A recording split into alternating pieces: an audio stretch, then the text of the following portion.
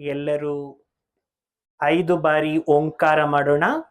ಎಲ್ಲರೂ ಒಂದೇ ಸ್ವರದಲ್ಲಿ ಓಂಕಾರದಲ್ಲಿ ನಮ್ಮ ಮನಸ್ಸನ್ನ ಏಕಾಗ್ರ ಮಾಡ್ತಾ ನಮ್ಮ ಬೃಕುಟಿಯ ಮಧ್ಯದಲ್ಲಿರ್ತಕ್ಕಂತಹ ಆತ್ಮನನ್ನ ನೋಡ್ತಾ ಈ ವಾತಾವರಣವನ್ನ ಓಂಕಾರದಿಂದ ಶುದ್ಧ ಮಾಡೋಣ. ಎಲ್ಲರೂ ಒಂದೇ ಕಂಠಸ್ವರದಲ್ಲಿ ಹೇಳೋಣ. ಎಲ್ಲರೂ ಕೂಡ 1 ನಿಮಿಷ ಕಣ್ಣು ಮುಚ್ಕೊಂಡು ನನ್ನೊಂದಿಗೆ ಓಂಕಾರವನ್ನ 7 ಬಾರಿ ಹೇಳಬೇಕು. ಓ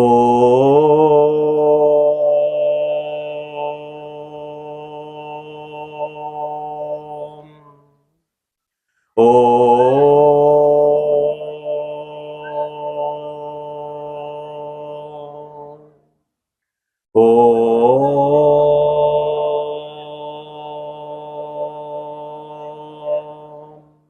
ಓ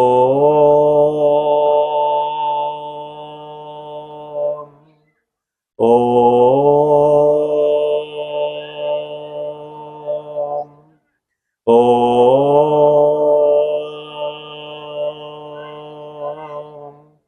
ಓ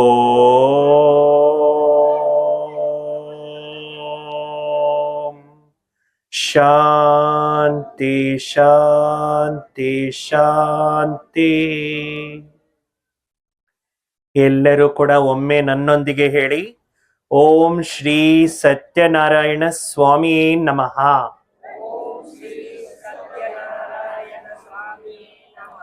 ಓಂ ನಮಃ ಶಿವಾಯ. ಇವತ್ತಿನ ದಿನ ನಾವೆಲ್ಲರೂ ಕೂಡ ಭಕ್ತಿ ಮಾರ್ಗದಲ್ಲಿ ಬಹಳ ಹೆಸರನ್ನು ಮಾಡಿರುವಂತಹ ಒಂದು ಭಕ್ತಿ ಫಲ ಕೊಡ್ತಕ್ಕಂತಹ ಪುಣ್ಯದ ಕತೆ ಅಂತ ಹೇಳಿದ್ರೆ ಶ್ರೀ ಸತ್ಯನಾರಾಯಣ ಸ್ವಾಮಿ ಕತೆ. ನಾವೆಲ್ಲರೂ ಕೂಡ ಭಾರತೀಯರು ಅನೇಕ ಪ್ರಕಾರದ ವ್ರತಗಳನ್ನ ಮಾಡ್ತೇವೆ, ಹಬ್ಬಗಳನ್ನ ಮಾಡ್ತೇವೆ, ಪೂಜೆಗಳನ್ನ ಮಾಡ್ತೇವೆ, ಹೋಮ ಯಜ್ಞಗಳ ಯಾಗಗಳನ್ನ ಮಾಡ್ತೇವೆ. ಈ ವೇದ ಶಾಸ್ತ್ರಗಳಲ್ಲಿ ಏನೆಲ್ಲ ಬರ್ದಿದ್ದಾರೆ ಇದೆಲ್ಲ ಕೂಡ ನಮ್ಮ ಒಳಗಡೆ ಇರ್ತಕ್ಕಂಥ ಆತ್ಮ, ಮನಸ್ಸು, ಬುದ್ಧಿ, ಸಂಸ್ಕಾರ, ಗುಣ, ನಮ್ಮ ಒಳಗಡೆ ಇರ್ತಕ್ಕಂತಹ ಸಂಕಲ್ಪಗಳನ್ನ ದೃಷ್ಟಿಯಲ್ಲಿಟ್ಕೊಂಡು ಈ ಕಥೆಗಳನ್ನ ಬರ್ದಿದ್ದಾರೆ. ನಾವೇನ್ ಮಾಡ್ತಾ ಬಂದಿದ್ದೇವೆ ಅಂದ್ರೆ ಕತೆ ಕೇಳ್ತಾ ಬಂದಿದ್ದೇವೆ, ಕತೆ ಹೇಳ್ತಾ ಬಂದಿದ್ದೇವೆ. ಆದ್ರೆ ನಮ್ಮ ಜೀವನಕ್ಕೆ ಏನು ಜ್ಞಾನ ಬೇಕಾಗಿದೆ ಅದನ್ನ ನಾವು ಯಾವತ್ತೂ ಗ್ರಹಿಸ್ಲಿಕ್ಕೆ ಹೋಗ್ಲಿಲ್ಲ. ನೋಡಿ, ಎಷ್ಟೋ ಕತೆಗಳನ್ನ ನಾವು ಕೇಳ್ತಾ ಬರ್ತೇವೆ. ಆದ್ರೆ ಈ ಸತ್ಯನಾರಾಯಣ ಸ್ವಾಮಿ ಕತೆ ಅಂತ ಹೇಳಿದ ತಕ್ಷಣನೇ ಎಲ್ಲರ ಮನಸ್ಸಿನಲ್ಲೂ ಒಂದು ಭಾವನೆ ಉಂಟಾಗತ್ತೆ, ಈ ಕತೆ ಕೇಳ್ಬೇಕು ಅಂತ. ಯಾಕೆ ಅಂದ್ರೆ ಈ ಕಥೆಯನ್ನ ಕೇಳೋರ್ಗೂ ಕೂಡ ಪುಣ್ಯ ಸಿಗುತ್ತೆ, ಕಥೆಯನ್ನ ಹೇಳೋರ್ಗೂ ಪುಣ್ಯ ಸಿಗುತ್ತೆ, ಈ ಕಥೆಯನ್ನ ಅವರ ಮನೆಯಲ್ಲಿ ಮಾಡೋರ್ಗೂ ಪುಣ್ಯ ಸಿಗುತ್ತೆ ಅಂತ ಹೇಳ್ಬಿಟ್ಟು ಇದು ಶಾಸ್ತ್ರಗಳಲ್ಲಿ ಬರ್ದಿದ್ದಾರೆ. ಸತ್ಯನಾರಾಯಣ ಕಥೆಯನ್ನೇ ಯಾಕೆ ಕೇಳಬೇಕು ಅಂದ್ರೆ ಈ ಕಥೆಯಿಂದ ಮನುಷ್ಯನ ಮನಸ್ಸಿಗೆ ಶಾಂತಿ ಸಿಗುತ್ತೆ.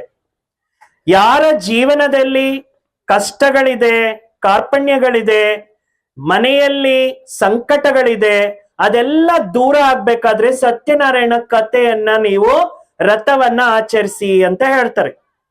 ಯಾರಾದ್ರೂ ಹೊಸದಾಗಿ ಮದುವೆಯಾದಾಗ ಅವರ ಜೀವನದಲ್ಲಿ ನಾರಾಯಣನಂತೆ ಇರ್ಬೇಕು, ನಾರಿ ಮಹಾಲಕ್ಷ್ಮಿ ಅಂತೆ ಜೀವನ ಮಾಡ್ಬೇಕು ಅನ್ನೋಂಥ ಉದ್ದೇಶದಿಂದ ಸತ್ಯನಾರಾಯಣ ಕಥೆಯನ್ನ ಮಾಡಿ ಅಂತ ಹೇಳ್ತಾರೆ. ಯಾರಾದ್ರೂ ಕೂಡ ಹುಟ್ಟು ಹಬ್ಬ ಆಚರಿಸ್ಕೊಂಡಾಗ ಅವರ ಜೀವನದಲ್ಲಿ ಯಾವಾಗ್ಲೂ ಕೂಡ ಆಯುಷ್ ವೃದ್ಧಿಯಾಗಿ ಅವರು ಚೆನ್ನಾಗಿರ್ಬೇಕು ಅಂತ ಸತ್ಯನಾರಾಯಣ ಕಥೆ ಮಾಡಿ ಅಂತ ಹೇಳ್ತಾರೆ. ಯಾರಾದ್ರೂ ಮೃತರಾದ್ರೆ ಅವ್ರ ಆತ್ಮಕ್ಕೆ ಶಾಂತಿ ಸಿಗ್ಲಿ ಅಂತ ಸತ್ಯನಾರಾಯಣ ಕಥೆನ ಮಾಡ್ತಾರೆ. ಹೀಗೆ ಮನುಷ್ಯನಿಗೆ ಜೀವನದಲ್ಲಿ 4 ಬಹಳ ಅಗತ್ಯವಾಗಿರೋದು.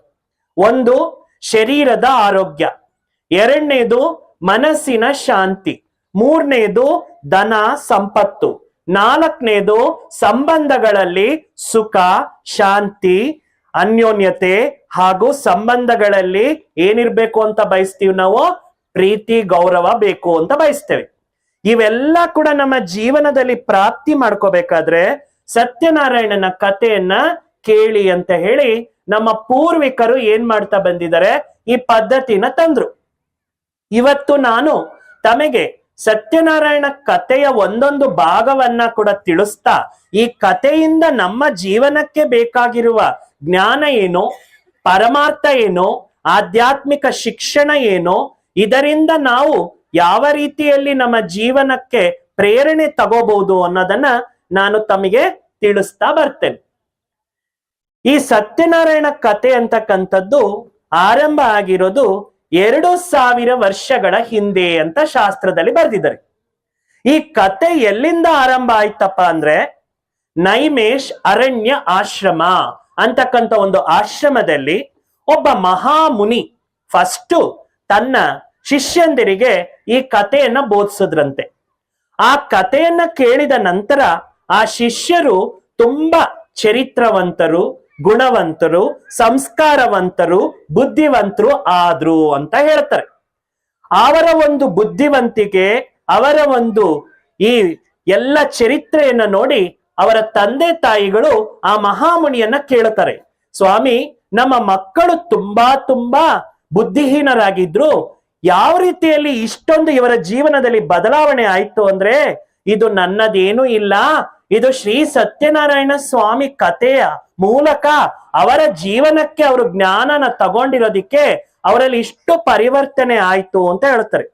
ಹಾಗಾದ್ರೆ ಈ ಸತ್ಯನಾರಾಯಣ ಕತೆ ಒಂದು ಮನುಷ್ಯನ ಜೀವನವನ್ನೇ ಚೇಂಜ್ ಮಾಡುತ್ತೆ ಅಂದ್ರೆ, ಈ ಕಥೆಯಿಂದ ಇನ್ನೂ ಏನೇನು ಲಾಭ ಇದೆ ಅಂತ ಹೇಳಿ ಶಾಸ್ತ್ರಗಳಲ್ಲಿ ಅಧ್ಯಯನ ಮಾಡ್ತಾರೆ. ಆ ಅಧ್ಯಯನ ಮಾಡಿದಾಗ ಆ ಕಥೆಯಲ್ಲಿ ಏನು ಬರ್ದಿರ್ತಾರೆ ಅಂದ್ರೆ, ಯಾರು ತಮ್ಮ ಜೀವನದಲ್ಲಿ ಯಾವುದೇ ಪ್ರಕಾರದ ಪರಿವರ್ತನೆ ಮಾಡ್ಕೋಬೇಕಾದ್ರು, ಅನಾರೋಗ್ಯ ದೂರ ಮಾಡ್ಕೋಬೇಕಾದ್ರು, ಸಕಲ ಸಂಪತ್ತುಗಳನ್ನ ಪಡ್ಕೋಬೇಕಾದ್ರೂ ಸತ್ಯನಾರಾಯಣನ ಕಥೆಯನ್ನ ಕೇಳಬೇಕು ಅಂತ ಹೇಳಿ ಶಾಸ್ತ್ರದಲ್ಲಿ ಬರ್ದಿರ್ತಾರೆ.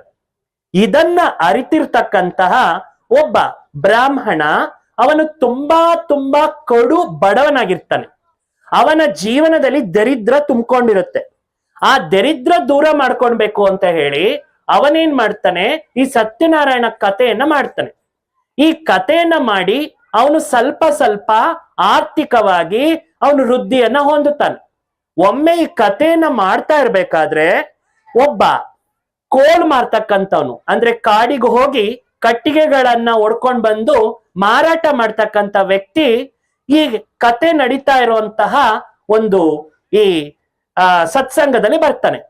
ಅಲ್ಲಿ ನೋಡಿ ಅವನಿಗೆ ಆಶ್ಚರ್ಯ ಆಗುತ್ತೆ, ಈ ಕತೆ ಏನು, ಈ ಜನ ಏನು, ಇಲ್ಲಿ ಮಾಡ್ತಾ ಇರೋದೇನು ಅಂತ ಅವನು ತುಂಬಾ ಆಶ್ಚರ್ಯವಾಗಿ ಆ ಕಥೆಯಲ್ಲಿ ಕೂತ್ಕೊಂತಾನೆ. ಕತೆ ಎಲ್ಲ ಮುಗಿದ ಮೇಲೆ ಆ ಬ್ರಾಹ್ಮಣೋತ್ತಮ ಎಲ್ಲರಿಗೂ ಪ್ರಸಾದ ಹಂಚ್ತಾ ಇರ್ತಾನೆ. ಆ ಪ್ರಸಾದ ಹಂಚ್ಬೇಕಾದ್ರೆ ಆ ಒಂದು ವ್ಯಾಪಾರ ಮಾಡ್ತಕ್ಕಂಥ ಕೋಲ್ ಮಾರ್ತಕ್ಕಂತ ಕೇಳ್ತಾನೆ, ಸ್ವಾಮಿ, ಈ ಕಥೆಯ ಒಂದು ಮಹತ್ವಿಕೆ ಏನು ಅಂದ್ರೆ, ನೋಡಪ್ಪ, ಈ ಕತೆ ಜೀವನದಲ್ಲಿ ಮನುಷ್ಯನಿಗೆ ಬೇಕಾಗಿರುವ ಸುಖ, ಶಾಂತಿ, ಆರೋಗ್ಯ, ನೆಮ್ಮದಿನ ತಂದ್ಕೊಡುತ್ತೆ. ಅದಕ್ಕೆ ಈ ಕಥೆಯನ್ನ ನಾವು ಕೇಳಬೇಕು ಅಂತ ಹೇಳಿ ಇದು ಸನಾತನ ಧರ್ಮದಿಂದನೂ ಮಾಡ್ಕೊಂಡು ಬಂದಿದ್ದಾರೆ ಅಂತ ಹೇಳ್ತಾರೆ. ಆಗ ಈ ಕಥೆಯನ್ನ ನಾನು ಮಾಡ್ಬೇಕು ಅಂದ್ರೆ ಏನ್ ಮಾಡ್ಬೇಕು ಅಂದ್ರೆ, ಈ ಕಥೆಯನ್ನ ನೀನು ಮಾಡ್ಬೋದು, ಆದ್ರೆ ಅದಕ್ಕೆ ಸ್ವಲ್ಪ ದುಡ್ಡು ಖರ್ಚಾಗತ್ತೆ ಅಂತ ಬ್ರಾಹ್ಮಣ ಹೇಳ್ತಾನೆ. ಆವತ್ತಿಗೆ ಆವತ್ತು ಒಪ್ಪತ್ತಿಗೆ ಕೂಡ ಗತಿ ಇಲ್ಲದೆ ಇರ್ತಕ್ಕಂತಹ ಪಾಪ ವ್ಯಾಪಾರಸ್ಥ ಸ್ವಲ್ಪ ಮನಸ್ಸು ಬೇಸರದಿಂದ ನೋಡ್ತಾ ಇರ್ತಾನೆ, ಹೇಗಪ್ಪ ಈ ಕತೆ ಮಾಡೋದಿಕ್ಕೆ ನಾನು ದುಡ್ಡನ್ನ ಸಂಪಾದನೆ ಮಾಡೋದು ಅಂತ. ಆಗ ಆ ಒಂದು ಬ್ರಾಹ್ಮಣೋತ್ತಮ ಹೇಳ್ತಾನೆ, ನಾನು ನಿನಗೆ ಒಂದು ಸಲಹೆ ಕೊಡ್ತೇನೆ ಅಂತ ಹೇಳ್ತಾನೆ. ಏನು ಸಲಹೆ ಕೊಡ್ತೇನೆ ಅಂತ ಹೇಳಿದ್ರೆ, ನೀನು ಇವತ್ತು ಈ ಕೋಲು ಮಾರಾಟ ಏನು ಮಾಡ್ತೀಯಾ ಇದನ್ನ ಡಬಲ್ ರೇಟು ಮಾಡ್ಬಿಡು, ಇದನ್ನ ಡಬಲ್ ರೇಟು ಮಾಡು ಇವತ್ತೊಂದು ದಿನ. ಯಾರಾದ್ರೂ ಕೇಳಿದ್ರೆ ಏನಂತ ಹೇಳ್ತೀಯ ಅಂದ್ರೆ, ನಾನು ಸತ್ಯನಾರಾಯಣ ಕಥೆಯನ್ನ ಮಾಡ್ತಾ ಇದ್ದೇನೆ, ಅದಕ್ಕೆ ಇವತ್ತು ರೇಟ್ ಡಬಲ್ ಮಾಡಿದ್ದೇನೆ ಅಂತ ಹೇಳು, ಎಲ್ಲರೂ ಕೂಡ ನಿನಗೆ ಪ್ರೋತ್ಸಾಹ ಕೊಡ್ತಾರೆ ಅಂತ ಹೇಳಿ ಆ ಬ್ರಾಹ್ಮಣೋತ್ತಮ ಹೇಳ್ತಾನೆ. ಅದೇ ರೀತಿಯಾಗಿ ಆ ಕೋಲ್ ಮಾರ್ತಕ್ಕಂಥವನು ತನ್ನ ಕೋಲುಗಳನ್ನ ತಗೊಂಡು ಹೋಗಿ ಒಂದು ಸಂತೆಯಲ್ಲಿ ಮಾರಾಟಕ್ಕೆ ಇಡ್ತಾನೆ. ಆ ಮಾರಾಟಕ್ಕೆ ಇಟ್ಟಾಗ ಎಲ್ಲಾ ಕಡೆ ಕೋಲ್ ತಗೊಂತಾ ಇದ್ದಾರೆ, ಇವನ ಹತ್ರ ಯಾರು ಬರ್ತಾ ಇಲ್ಲ. ಆಗ ಇವನು ಕಣ್ಣು ಮುಚ್ಚಿಕೊಂಡು ಸತ್ಯನಾರಾಯಣ ಸ್ವಾಮಿನ ಪ್ರಾರ್ಥನೆ ಮಾಡ್ತಾನೆ. ಹೇ ಸತ್ಯನಾರಾಯಣ ಸ್ವಾಮಿ, ನಾನು ನಿನ್ನ ಕಥೆಯನ್ನ ಮಾಡ್ಕೋಬೇಕು, ರಥನ ಮಾಡ್ಕೋಬೇಕು, ನೀನೇ ನನಗೆ ಏನಾದ್ರೂ ದಾರಿ ತೋರ್ಸು ಅಂತ ಹೇಳಿ ಒಂದು ಕ್ಷಣ ಆ ಭಗವಂತನಲ್ಲಿ ತನ್ನ ಮನಸ್ಸನ್ನ ತನ್ಮಯ ಮಾಡ್ಕೊಳ್ತಾನೆ.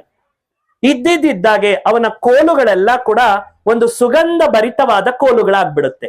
ಆ ಸುಗಂಧ ಆ ಕಾಡೆಲ್ಲ ವ್ಯಾಪಿಸುತ್ತೆ. ಚಂದನದ ಕೋಲುಗಳಾಗಿ ಅದು ಏನಾಗ್ಬಿಡುತ್ತೆ, ಚೇಂಜ್ ಆಗ್ಬಿಡುತ್ತೆ. ಆ ಒಂದು ಸುಗಂಧನ ನೋಡಿ ಜನ ಎಲ್ಲ ಈತನ ಕಡೆ ಆಕರ್ಷಿತರಾಗಿ 1/10 ದುಡ್ಡು ಕೊಟ್ಟು ಎಲ್ಲರೂ ಆ ಕೋಲುಗಳನ್ನ ತಗೊಳ್ತಾರೆ. ಈತ ಆ ಸಂಪಾದನೆಯಲ್ಲಿ ಸತ್ಯನಾರಾಯಣನ ಕಥೆಯನ್ನ ಅವನು ಬಹಳ ಶ್ರದ್ಧಾ ಭಾವನೆಯಿಂದ ಅವನ ಮನೆಯಲ್ಲಿ ಮಾಡ್ತಾನೆ. ಈ ರೀತಿ ಮಾಡಿದ ಸ್ವಲ್ಪ ಸಮಯಕ್ಕೆ ಏನಾಗ್ಬಿಡುತ್ತೆ ಅಂತ ಹೇಳಿದ್ರೆ ಅವನ ಆರ್ಥಿಕ ಸ್ಥಿತಿ ತುಂಬಾ ಚೆನ್ನಾಗಿ ಏನಾಗ್ಬಿಡುತ್ತೆ, ಅಭಿವೃದ್ಧಿ ಆಗಿ ಅವನು ದೊಡ್ಡ ಶ್ರೀಮಂತನಾಗ್ಬಿಡ್ತಾನೆ. ಅಯ್ಯೋ, ಮೊನ್ನೆ ಇಷ್ಟು ದರಿದ್ರದಲ್ಲಿ ಇರ್ತಕ್ಕಂಥ ವ್ಯಕ್ತಿ, ಇವನ ಅದೃಷ್ಟ ಇಷ್ಟು ಚೆನ್ನಾಗಾಗಿದೆ ಅಂದ್ರೆ ಇದಕ್ಕೆ ಏನು ಕಾರಣ ಅಂತ ಊರೆಲ್ಲ ಮಾತಾಡ್ಕೊಳ್ತಾರೆ. ಆಗ ಈ ಸುದ್ದಿ ಎಲ್ಲರ ಕಿವಿಗೆ ಮುಟ್ತಾ ಮುಟ್ತಾ ಮುಟ್ತಾ ಆ ಊರಿನ ರಾಜನಿಗೆ ಈ ಸುದ್ದಿ ಕೇಳಿ ಬರುತ್ತೆ. ಇದು ಶ್ರೀ ಸತ್ಯನಾರಾಯಣ ಸ್ವಾಮಿ ಕಥೆಯ ಒಂದು ಫಲ ಅಂತ ಹೇಳ್ಬಿಟ್ಟು ಆ ರಾಜ್ಯದಲ್ಲಿರ್ತಕ್ಕಂತಹ ವ್ಯಕ್ತಿಗೆ ಗೊತ್ತಾಗತ್ತೆ. ಆ ರಾಜ ಈ ಕತೆ ಇಷ್ಟೊಂದು ಒಳ್ಳೆಯದನ್ನ ಎಲ್ರಿಗೂ ಮಾಡೋದಾದ್ರೆ ನಾನು ನನ್ನ ರಾಜ್ಯದಲ್ಲಿ ಈ ಕಥೆಯನ್ನ ಊರಿನ ಜನತೆಗಾಗಿ ಶ್ರೇಯಸ್ಸಿಗಾಗಿ ಮಾಡ್ಬೇಕು ಅಂತ ಹೇಳ್ಬಿಟ್ಟು ಏನ್ ಮಾಡ್ತಾನೆ ಅಂತ ಹೇಳಿದ್ರೆ ಆ ಕಥೆಯನ್ನ ಮಾಡೋಣ ಅಂತ ಹೇಳ್ಬಿಟ್ಟು ಊರೆಲ್ಲರಿಗೂ ಕರೆದು ಆ ಸತ್ಯನಾರಾಯಣ ಕಥೆಯನ್ನ ಮಾಡ್ತಾನೆ. ಅದರಲ್ಲಿ ಎಷ್ಟೋ ಜನ ಬರ್ತಾ ಇರ್ತಾರೆ, ಹೋಗ್ತಾ ಇರ್ತಾರೆ. ಅದರಲ್ಲಿ ಒಂದು ಕ್ಯಾರೆಕ್ಟರ್ ಅನ್ನ ಕಥೆಯಲ್ಲಿ ತಗೊಂಡ್ ಬರ್ತಾರೆ, ಒಬ್ಬ ವರ್ತಕ. ಆ ವರ್ತಕ ಏನ್ ಮಾಡ್ತಾನೆ ಅಂದ್ರೆ ಕತೆಗೆ ಬರ್ತಾನೆ, ಪ್ರಸಾದ ತಗೊಳ್ತಾನೆ. ಅವನ ಸಂಸ್ಕಾರ ಏನಾಗಿರುತ್ತೆ ಅಂದ್ರೆ ಜೀವನ ಪೂರ್ತಿ ಕೂಡ ದುಡ್ಡು ಕಾಸು ಎತ್ತಿಡೋದು, ಸಂಪಾದನೆ ಮಾಡೋದು, ಯಾವ ದಾನ ಇಲ್ಲ, ಧರ್ಮ ಇಲ್ಲ, ಪುಣ್ಯ ಮಾಡೋದಿಲ್ಲ, ಯಾವುದೇ ಕಾರಣಕ್ಕೂ ಕೂಡ ಯಾರಿಗೂ ಸಹಾಯ ಮಾಡುವಂತ ಗುಣ ಇರೋದಿಲ್ಲ. ಆ ವರ್ತಕ ಯಾವಾಗ ಈ ಕತೆ ಕೇಳಿ ರಾಜನ ಹತ್ರ ಪ್ರಸಾದ ತಗೊಳಕ್ ಬರ್ತಾನೆ, ಆಗ ರಾಜ ಹೇಳ್ತಾನೆ, ಹೇ ವರ್ತಕನೇ, ನಾನು ನಿನ್ನ ಜೊತೆಯಲ್ಲಿ ಮಾತಾಡ್ಬೇಕು ಅಂತಾನೆ. ಹೇಳಿ ಮಹಾಪ್ರಭು ಅಂದಾಗ, ನೋಡು ನೀನು ಕೂಡ ಈ ಕಥೆಯನ್ನ ಮಾಡಪ್ಪ ಅಂತ ಹೇಳಿದ್ರೆ ನಾನ್ ಯಾಕೆ ಮಾಡ್ಬೇಕು ಈ ಕತೆ, ನನಗೇನ್ ಕೊರತೆ ಇದೆ, ನನಗೆ ಎಲ್ಲಾ ರೀತಿ ಚೆನ್ನಾಗಿದೆ, ನನಗೆ ನೌಕರರಿದ್ದಾರೆ, ಚಾಕರ್ರಿದ್ದಾರೆ, ನನಗೆ ಬೇಕಾದಷ್ಟು ದುಡ್ಡಿದೆ, ನಾನ್ ಯಾಕೆ ಈ ಕತೆ ಮಾಡ್ಬೇಕು ಅಂತ ಹೇಳಿ ಅಹಂಕಾರದಿಂದ ಮಾತಾಡ್ತಾನೆ.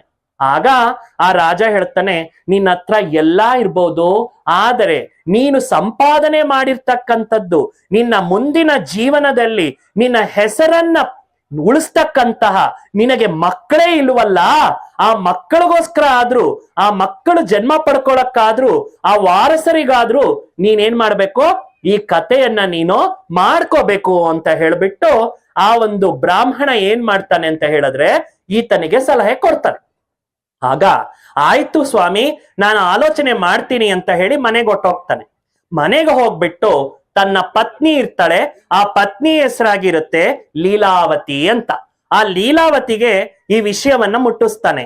ಈ ರೀತಿ ರಾಜ ಹೇಳಿದ್ರು, ಸತ್ಯನಾರಾಯಣನ ಕಥೆಯನ್ನ ನಾವು ಮಾಡ್ಕೊಳ್ಳೋದ್ರಿಂದ ನಮ್ಮ ಜೀವನದಲ್ಲಿ ಕಷ್ಟ ದೂರ ಆಗತ್ತೆ, ನಮ್ಗೆ ವಾರಸರು ಜನ್ಮ ಹುಟ್ಟುತ್ತಾರೆ ಅಂತ. ಆಕೆ ತುಂಬಾ ಸಂತೋಷ ಪಡ್ತಾಳೆ. ಅಯ್ಯೋ, ಇಷ್ಟು ವರ್ಷದ ನಂತರ ನಮಗೆ ವಾರಸರು ಹುಟ್ಟುತ್ತಾರೆ ಅಂತ ಹೇಳಿದ್ರೆ ನಾವ್ ಯಾಕೆ ಕತೆ ಮಾಡ್ಕೋಬಾರ್ದು ಅಂತ ಹೇಳ್ಬಿಟ್ಟು ಆಕೆ ತುಂಬಾ ಸಂತೋಷದಿಂದ ಮಾಡೋಣ ರೀ ಅಂತ ಹೇಳ್ತಾಳೆ.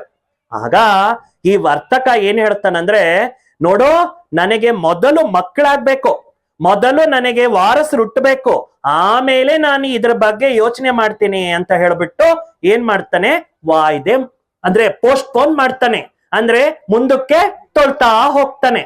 ಆಗ ಆಕೆ ಏನು ಮಾತಾಡದೆ ಆಯ್ತು ಅಂತ ಹೇಳ್ಬಿಟ್ಟು ಸುಮ್ನೆ ಇದ್ಬಿಡ್ತಾಳೆ.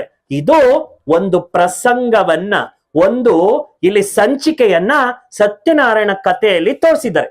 ಈಗ ನೀವು ಕತೆ ಬಗ್ಗೆ ಕೇಳ್ಬಿಟ್ರಿ, ಆದ್ರೆ ಈ ಕತೆ ನಮ್ಮ ಜೀವನಕ್ಕೆ ಯಾವ ರೀತಿ ಉಪಯೋಗ ಅಂತ ಹೇಳ್ಬಿಟ್ಟು ಈಗ ನಾನು ತಮಗೆ ತಿಳಿಸ್ಕೊಡ್ತೇನೆ. ಎಲ್ಲರ ಗಮನ ನನ್ನ ಕಡೆನೆ ಇರ್ಬೇಕು, ಅವಾಗ್ಲೇ ನಿಮ್ಗೆ ಕತೆ ಅರ್ಥ ಆಗೋದು. ನೋಡಿ, ಈ ಕಥೆಯಲ್ಲಿ ಒಂದು ಆಶ್ರಮದ ಹೆಸರನ್ನ ಹೇಳಿದರೆ ನೈಮೇಶ್ ಅರಣ್ಯ ಆಶ್ರಮ ಅಂತ. ನೈಮೇಶ್ ಅಂದ್ರೆ ಏನಪ್ಪಾ ಅಂತ ಹೇಳಿದ್ರೆ, ಒಂದು ನಿಮಿಷದಲ್ಲಿ ನಿನ್ನ ಮನಸ್ಸನ್ನ, ನಿನ್ನ ಆತ್ಮನನ್ನ, ನಿನ್ನ ಬುದ್ಧಿಯನ್ನ ಆ ಪರಮಾತ್ಮನಲ್ಲಿ ಜೋಡಿಸು. ಈ ದೇಹವನ್ನ ಮರೆತಾಗ ನಿನ್ನ ಮನಸ್ಸಿನಲ್ಲಿ ಒಂದು ಅರಣ್ಯದಂತೆ ಶಾಂತಿ ಅನುಭವಕ್ಕೆ ಬರುತ್ತೆ.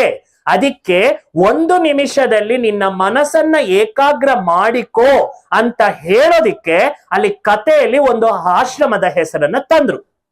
ಈಗ ನಾನು ತಮ್ಮ ಎಲ್ಲರಿಗೂ ಕೂಡ ಒಂದು ಮುಖ್ಯವಾದ ಉದ್ದೇಶದ ವಿಷಯವನ್ನ ತಿಳಿಸ್ತೇನೆ.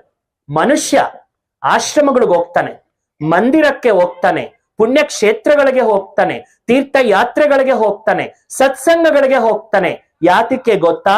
ಅವನ ಜೀವನದಲ್ಲಿ 5 ಗುಣಗಳು ಬೇಕು ಅಂತ ಹೋಗ್ತಾನೆ. ಯಾವ್ಯಾವ್ದು ಆ ಗುಣ? ಒಂದನೆಯ ಗುಣ ಆಗಿದೆ, ಈ ಜಗತ್ತೆಲ್ಲ ಕೂಡ ಅಪವಿತ್ರತೆಯಿಂದ ತುಂಬಿಕೊಂಡ್ಬಿಟ್ಟಿದೆ. ಕಲಿಯುಗ ಅಂದ್ರೇನೆ ನೆಗೆಟಿವ್ ನೆಗೆಟಿವ್ ನೆಗೆಟಿವ್ ಇಂದ ತುಂಬಿರೋದು. ಇಂಥ ಕಲಿಯುಗದ ವಾತಾವರಣದಲ್ಲಿ 1 ನಿಮಿಷ ಆದ್ರೂ ಒಂದು ಶುದ್ಧತೆ, ಪವಿತ್ರತೆನ ಅನುಭವ ಮಾಡಬೇಕು ಅಂತ ಹೇಳಿ ಮನುಷ್ಯ ತೀರ್ಥಸ್ಥಾನ, ಆಶ್ರಮ, ಸತ್ಸಂಗಕ್ಕೆ ಹೋಗ್ತಾನೆ. ಎರಡನೇದು, ಮನುಷ್ಯ ತಾನು ಜೀವನದಲ್ಲಿ ಎಷ್ಟು ತಪ್ಪುಗಳು ಮಾಡಿದನೋ ಗೊತ್ತಿಲ್ಲ. ಜನ್ಮಗಳಿಂದ ಕೂಡ ತಪ್ಪುಗಳು ಮಾಡ್ಕೊಂಡು ಬಂದಿದ್ದಾನೆ. ಆ ತಪ್ಪುಗಳಿಗೆ ಕ್ಷಮಾಪಣೆ ಕೇಳಬೇಕು, ಪಶ್ಚಾತ್ತಾಪ ಮಾಡ್ಕೋಬೇಕು ಅಂತ ಪುಣ್ಯಕ್ಷೇತ್ರಗಳಿಗೆ, ತೀರ್ಥಸ್ಥಾನಗಳಿಗೆ, ಮಂದಿರಗಳಿಗೆ ಹೋಗ್ತಾನೆ. ಮೂರನೇದು, ಜೀವನ ಪೂರ್ತಿ ದುಡ್ಡು ಸಂಪಾದನೆ ಮಾಡ್ತಾನೆ ಇದ್ದಾನೆ ಹೊತ್ತು ಆತ್ಮಕ್ಕೆ ಬೇಕಾಗಿರ್ತಕ್ಕಂಥ ಜ್ಞಾನ ಸಂಪಾದನೆ ಮಾಡಿಲ್ಲ. ಆ ಜ್ಞಾನ ಸಂಪಾದನೆ ಮಾಡುವ ಉದ್ದೇಶಕ್ಕೆ ತೀರ್ಥಸ್ಥಾನಕ್ಕೆ, ಸತ್ಸಂಗಕ್ಕೆ ಹೋಗ್ತಾನೆ. ನಾಲ್ಕನೇದು, ಅವನು ಮಾಡಿರುವ ತಪ್ಪುಗಳನ್ನ ಕ್ಷಮಿಸ್ಕೊಳ್ಳೋದಿಕ್ಕೆ, ಭಗವಂತನ ಕ್ಷಮೆ ಕೇಳೋದಿಕ್ಕೆ ಹೋಗ್ತಾನೆ. ಭಗವಂತನ ದಯೆ, ಕೃಪೆ ಬೇಕು ಅಂತ ಹೋಗ್ತಾನೆ. ಐದನೇದು, ಮನಸ್ಸಿಗೆ ಶಾಂತಿ ಬೇಕು ಅಂತ ಹೋಗ್ತಾನೆ. ಈ 5 ಗುಣಗಳನ್ನ ಉದ್ದೇಶ ಇಟ್ಟುಕೊಂಡೇ ಮನುಷ್ಯ ಮಂದಿರಗಳಿಗೆ ಹೋಗೋದು, ಆಶ್ರಮಗಳಿಗೆ ಹೋಗೋದು. ಯಾವ್ಯಾವ ಗುಣ? ನನ್ನ ಜೊತೆ ತಾವು ಕೂಡ ಹೇಳಿ: ಜ್ಞಾನ, ಪವಿತ್ರತೆ, ಕ್ಷಮೆ, ಕರುಣೆ, ಶಾಂತಿ. ಈ 5 ಕೂಡ ಎಲ್ಲಿದೆಪ್ಪ ಅಂದ್ರೆ ನನ್ನ ಆತ್ಮದಲ್ಲಿದೆ, ಪ್ರತಿಯೊಬ್ಬರ ಆತ್ಮದಲ್ಲಿದೆ. ಈ ಆತ್ಮದಲ್ಲಿರುವಂತ ಗುಣಗಳನ್ನ ಹೊರಗಡೆ ತಗೊಂಡು ಬರ್ಬೇಕು ಅಂದ್ರೆ ನಮ್ಮ ಮನಸ್ಸನ್ನ ಪರಮಾತ್ಮನಲ್ಲಿ ಏಕಾಗ್ರ ಮಾಡ್ಬೇಕು.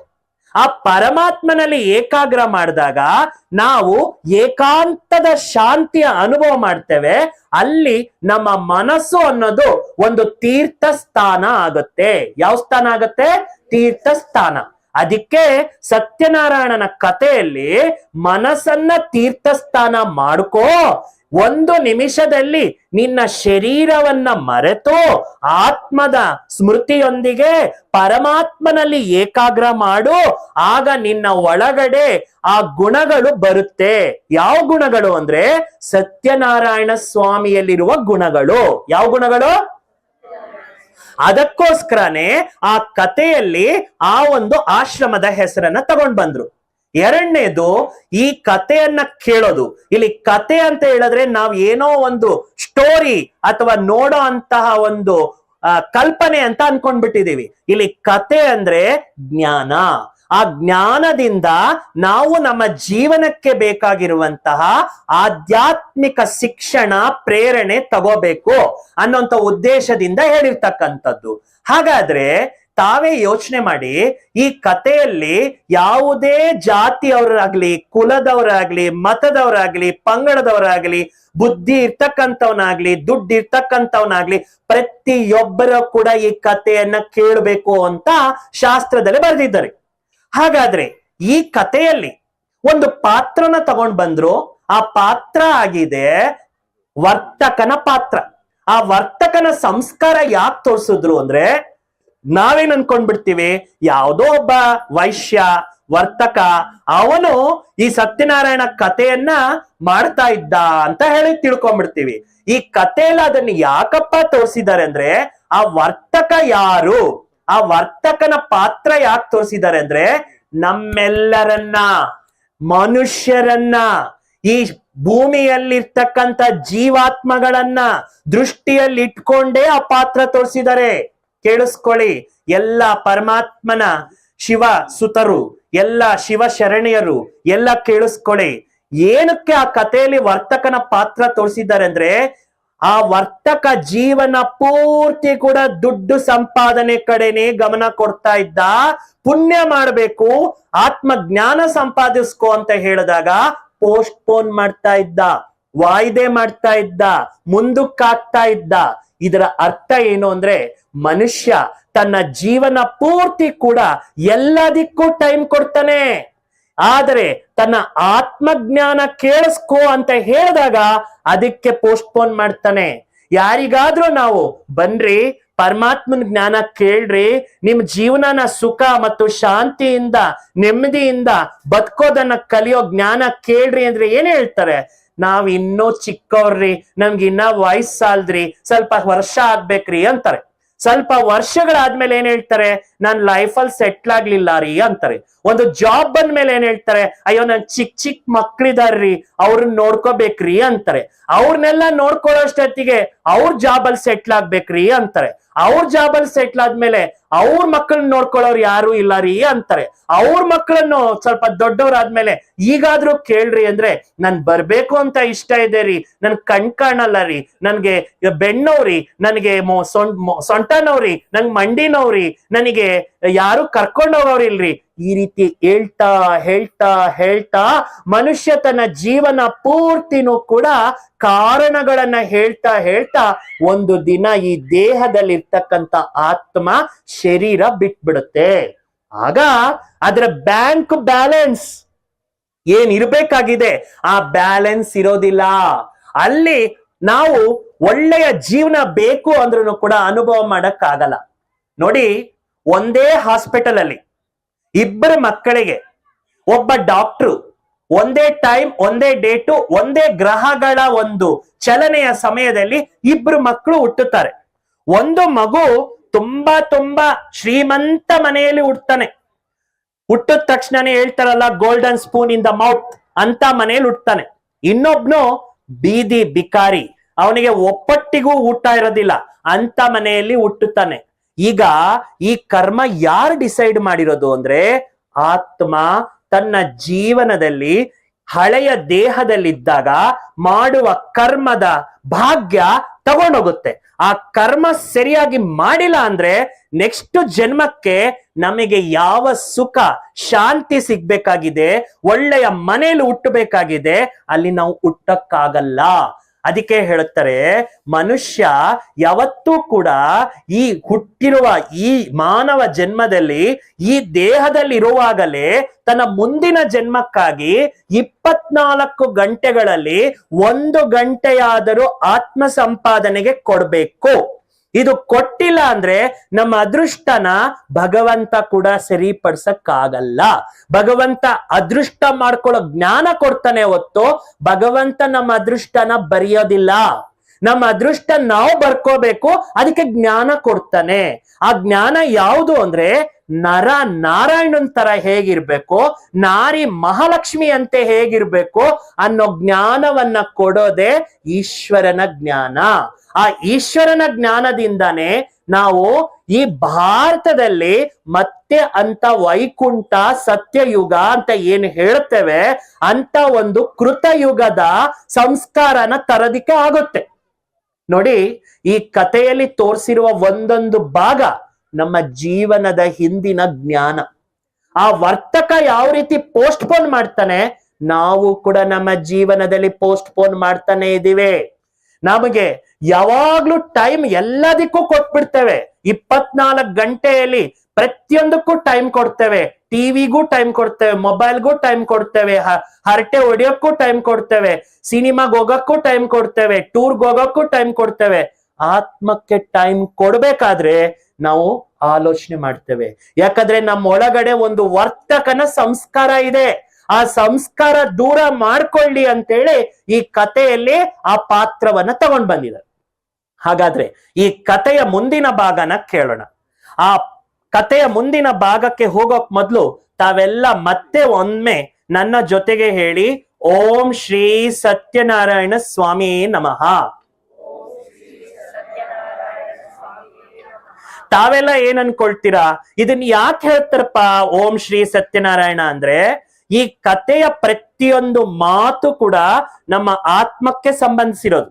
ಓಂ ಅಂದ್ರೆ ನಾನೊಂದು ಆತ್ಮ, ಶ್ರೀ ಅಂದ್ರೆ ಶ್ರೇಷ್ಠವಾದ ಆತ್ಮ, ನನ್ನಲ್ಲಿ ಏನಿದೆ? ಸತ್ಯನಾರಾಯಣನ ಸ್ವಾಮಿಯ ಗುಣಗಳಿದೆ. ಆತ್ಮದಲ್ಲಿ ಏನಿದೆ? ಸತ್ಯನಾರಾಯಣನ ಸ್ವಾಮಿಯ ಗುಣಗಳಿದೆ. ಆ ಗುಣಗಳನ್ನ ನಾನು ಗೌರವಿಸ್ತಾ ಇದ್ದೇನೆ. ಆ ಗುಣಗಳಿಗೆ ನಾನು ತುಂಬಾ ಏನ್ ಕೊಡ್ತಾ ಇದ್ದೇನೆ? ಎಲ್ಲಾ ಪ್ರಕಾರದಲ್ಲೂ ಅದಕ್ಕೆ ಮನ್ನಣೆ ಕೊಡ್ತಾ ಇದ್ದೇನೆ. ಆ ಗುಣಗಳಿಗೆ ನಾನು ನನ್ನ ಜೀವನದಲ್ಲಿ ಸ್ವಾಗತ ಮಾಡ್ತಾ ಇದ್ದೇನೆ ಅಂತ ಹೇಳೋದಿಕ್ಕೆ ಈ ಮಾತನ್ನ ಹೇಳ್ತಾ ಬಂದ್ರು. ಓಂ ಶ್ರೀ ಸತ್ಯನಾರಾಯಣ ಸ್ವಾಮಿಯೇ ನಮಃ. ನನ್ನಲ್ಲಿರುವಂತ ಆತ್ಮ ಸತ್ಯನಾರಾಯಣನ ಗುಣಗಳಿಗೆ ನಾನು ನಮಸ್ಕರಿಸುತ್ತಿದ್ದೇನೆ ಅಂತ ಆ ಕಥೆಯಲ್ಲಿ ಬರ್ತಕ್ಕಂಥದ್ದು. ಹಾಗಾದ್ರೆ ಈ ಕಥೆಯ ಮುಂದಿನ ಭಾಗಕ್ಕೆ ನಾವು ಹೋಗೋಣ. ಯಾವಾಗ ವರ್ತಕ ಹೇಳ್ತಾನೆ, ನನಗೆ ಮಕ್ಕಳು ಹುಟ್ಟೋವರೆಗೂ ಕೂಡ ನಾನು ಏನ್ ಮಾಡೋದಿಲ್ಲ, ಸತ್ಯನಾರಾಯಣನ ಕತೆ ಮಾಡಲ್ಲ ಅಂತ ಹೇಳ್ತಾನೆ. ಕಾಲ ಏನಾಗ್ತಾ ಹೋಗುತ್ತೆ ಅಂದ್ರೆ, ನಡೀತಾ ನಡೀತಾ ನಡೀತಾ ಆ ವರ್ತಕನಿಗೆ ಒಂದು ಹೆಣ್ಣು ಮಗಳು ಪುತ್ರಿಕೆ ಜನ್ಮಿಸ್ತಾಳೆ. ಆ ಪುತ್ರಿಕೆಗೆ ಅವನು ಮುದ್ದಾದಂತ ಹೆಸರು ಇಟ್ಕೊಳ್ತಾನೆ, ಕಲಾವತಿ ಅಂತ. ಏನಂತ ಹೆಸರಿಡ್ತಾನೆ? ಕಲಾವತಿ ಅಂತ. ಆಗ ಆ ಮಗು ಹುಟ್ಟಿರೋ ಸಂದರ್ಭದಲ್ಲಿ ಅವನ ಧರ್ಮ ಪತ್ನಿ ಲೀಲಾವತಿ ಹೇಳ್ತಾಳೆ, ಈಗಾದ್ರೂ ನಾವು ಸತ್ಯನಾರಾಯಣನ ಕಥೆಯನ್ನ ನಮ್ಮ ಜೀವನದಲ್ಲಿ ಅನುಭವ ಮಾಡೋಣ, ಆ ಜ್ಞಾನನ ನಮ್ಮ ಜೀವನದಲ್ಲಿ ನಾವು ತಿಳ್ಕೊಳ್ಳೋಣ ಅಂತ ಹೇಳಿದ್ರೆ, ಇಲ್ಲ ಇಲ್ಲ, ನಮಗ್ ಹುಟ್ಟಿರೋದು ಹೆಣ್ಮಗು ಅಲ್ಲ, ಅವಳು ಯಾವತ್ತಾದ್ರೂ ಒಂದಿನ ಮದುವೆ ಆಗ್ತಾಳಲ್ಲ, ಅವಳು ಮದುವೆ ಆಗುವ ಸಮಯದಲ್ಲಿ ಈ ಕತೆ ಬಗ್ಗೆ ಆಲೋಚನೆ ಮಾಡೋಣ ಅಂತ ಹೇಳ್ಬಿಟ್ಟು 25 ವರ್ಷ ವಾಯ್ದೆ ಆಗ್ತದೆ. ಎಷ್ಟು ವರ್ಷ? 25 ವರ್ಷ. ಜೀವನದಲ್ಲಿ ನಾವು ಕೂಡ ಆ ತರನೇ ವಾಯ್ದೆ ಮಾಡ್ತಾ ಬಂದಿದ್ದೀವಿ. ಅದೇ ತರ ನಾವು ಕೂಡ ಪೋಸ್ಟ್ಪೋನ್ ಮಾಡ್ತಾ ಬಂದಿದ್ದೀವಿ. ನಮ್ಮ ಜೀವನದಲ್ಲಿ ಆತ್ಮಜ್ಞಾನ ತಗೊಳ್ಳೋದಕ್ಕೆ ಮಾತ್ರ ನಾವು ಟೈಮ್ ಕೊಡೋದಿಲ್ಲ, ಬೇರೆ ಎಲ್ಲದಕ್ಕೂ ಟೈಮ್ ಕೊಡ್ತೇವೆ. ಇದರ ಪ್ರತಿಫಲ ಏನಾಗುತ್ತೆ ಅಂದ್ರೆ, ನಮ್ಮ ಅದೃಷ್ಟ ನಾವೇನೆ ಎಡವಟ್ ಮಾಡ್ಕೊಳ್ತೇವೆ. ಅದಕ್ಕೆ ಭಗವಂತ ಹೇಳ್ತಾನೆ, ಮನುಷ್ಯನ ಜೀವನದಲ್ಲಿ ಪರಮಾತ್ಮನ ಜ್ಞಾನ ನಿಮಗೆ ಜೀವನದಲ್ಲಿ ಯಾರಾದ್ರೂ ಕೊಡಕ್ ಬಂದಾಗ ನೀವು ಎಷ್ಟು ನಿಮ್ಮ ಜೀವನದ ಬಗ್ಗೆ ನೀವು ಗೌರವಿಸ್ತೀರೋ ಅಷ್ಟೇ ಜ್ಞಾನ ತಿಳ್ಕೊಳ್ತೀರಾ ಅಂತ. ಹಾಗಾದ್ರೆ ಈ ಕಥೆಯಲ್ಲಿ 2 ಪಾತ್ರ ತಗೊಂಡ್ ಬಂದ್ರು, ಒಂದು ಕಲಾವತಿ, ಮತ್ತೊಂದು ಲೀಲಾವತಿ. ಯಾವ ಪಾತ್ರ ತಗೊಂಡ್ ಬಂದ್ರು? ಕಲಾವತಿ ಮತ್ತೆ ಲೀಲಾವತಿ. ಏನಕ್ಕಪ್ಪ ಈ ಪಾತ್ರ ತಗೊಂಡ್ ಬಂದ್ರು? ಕಲಾವತಿ ಅಂದ್ರೆ ಮನುಷ್ಯ ತನ್ನ ಜೀವನದಲ್ಲಿ ಮಾಡಿರುವ ಕರ್ಮ. ಲೀಲಾವತಿ ಅಂತ ಹೇಳಿದ್ರೆ ಆ ಕರ್ಮದ ಫಲವನ್ನ ಅವನ ಜೀವನದಲ್ಲಿ ಯಾವಾಗ ಭೋಗಿಸ್ತಾನೆ, ಆ ಭೋಗಿಸುವುದನ್ನ ಲೀಲಾವತಿ ಪಾತ್ರಕ್ಕೆ ತಗೊಂಡ್ ಬಂದ್ರು. ಅದಕ್ಕೆ ಹೇಳ್ತಾರೆ, ಮಾನವ ಈ ಸೃಷ್ಟಿಗೆ ಬರ್ಬೇಕಾದ್ರೆ ಬರೀ ಆತ್ಮ ಬರ್ಲಿಲ್ವಂತೆ, ಆತ್ಮದ ಜೊತೆಗೆ ಕರ್ಮ ಸಂಸ್ಕಾರ ತಗೊಂಡ್ ಬರುತ್ತೆ. ಏನ್ ತಗೊಂಡ್ ಬರುತ್ತೆ? ಕರ್ಮ ಸಂಸ್ಕಾರ. ಅದಕ್ಕೆ ಹೇಳ್ತಾರೆ, ನಾವು ಆತ್ಮಗಳು ಮೇಲಿಂದ ಕೆಳಗ್ ಬರ್ಬೇಕಾದ್ರೆ ಒಂದು ಕಲೆಯನ್ನ ತಗೊಂಡ್ ಬರ್ತೇವೆ. ಕಲೆ ಅಂದ್ರೆ ಏನು? ನಮ್ಮ ಒಳಗಡೆ ಭಗವಂತ ಯಾವ್ದಾದ್ರೂ ಒಂದು ಪ್ರಕಾರದ ವಿಶೇಷತೆಯನ್ನ ಕೊಟ್ಟಿರ್ತಾನೆ.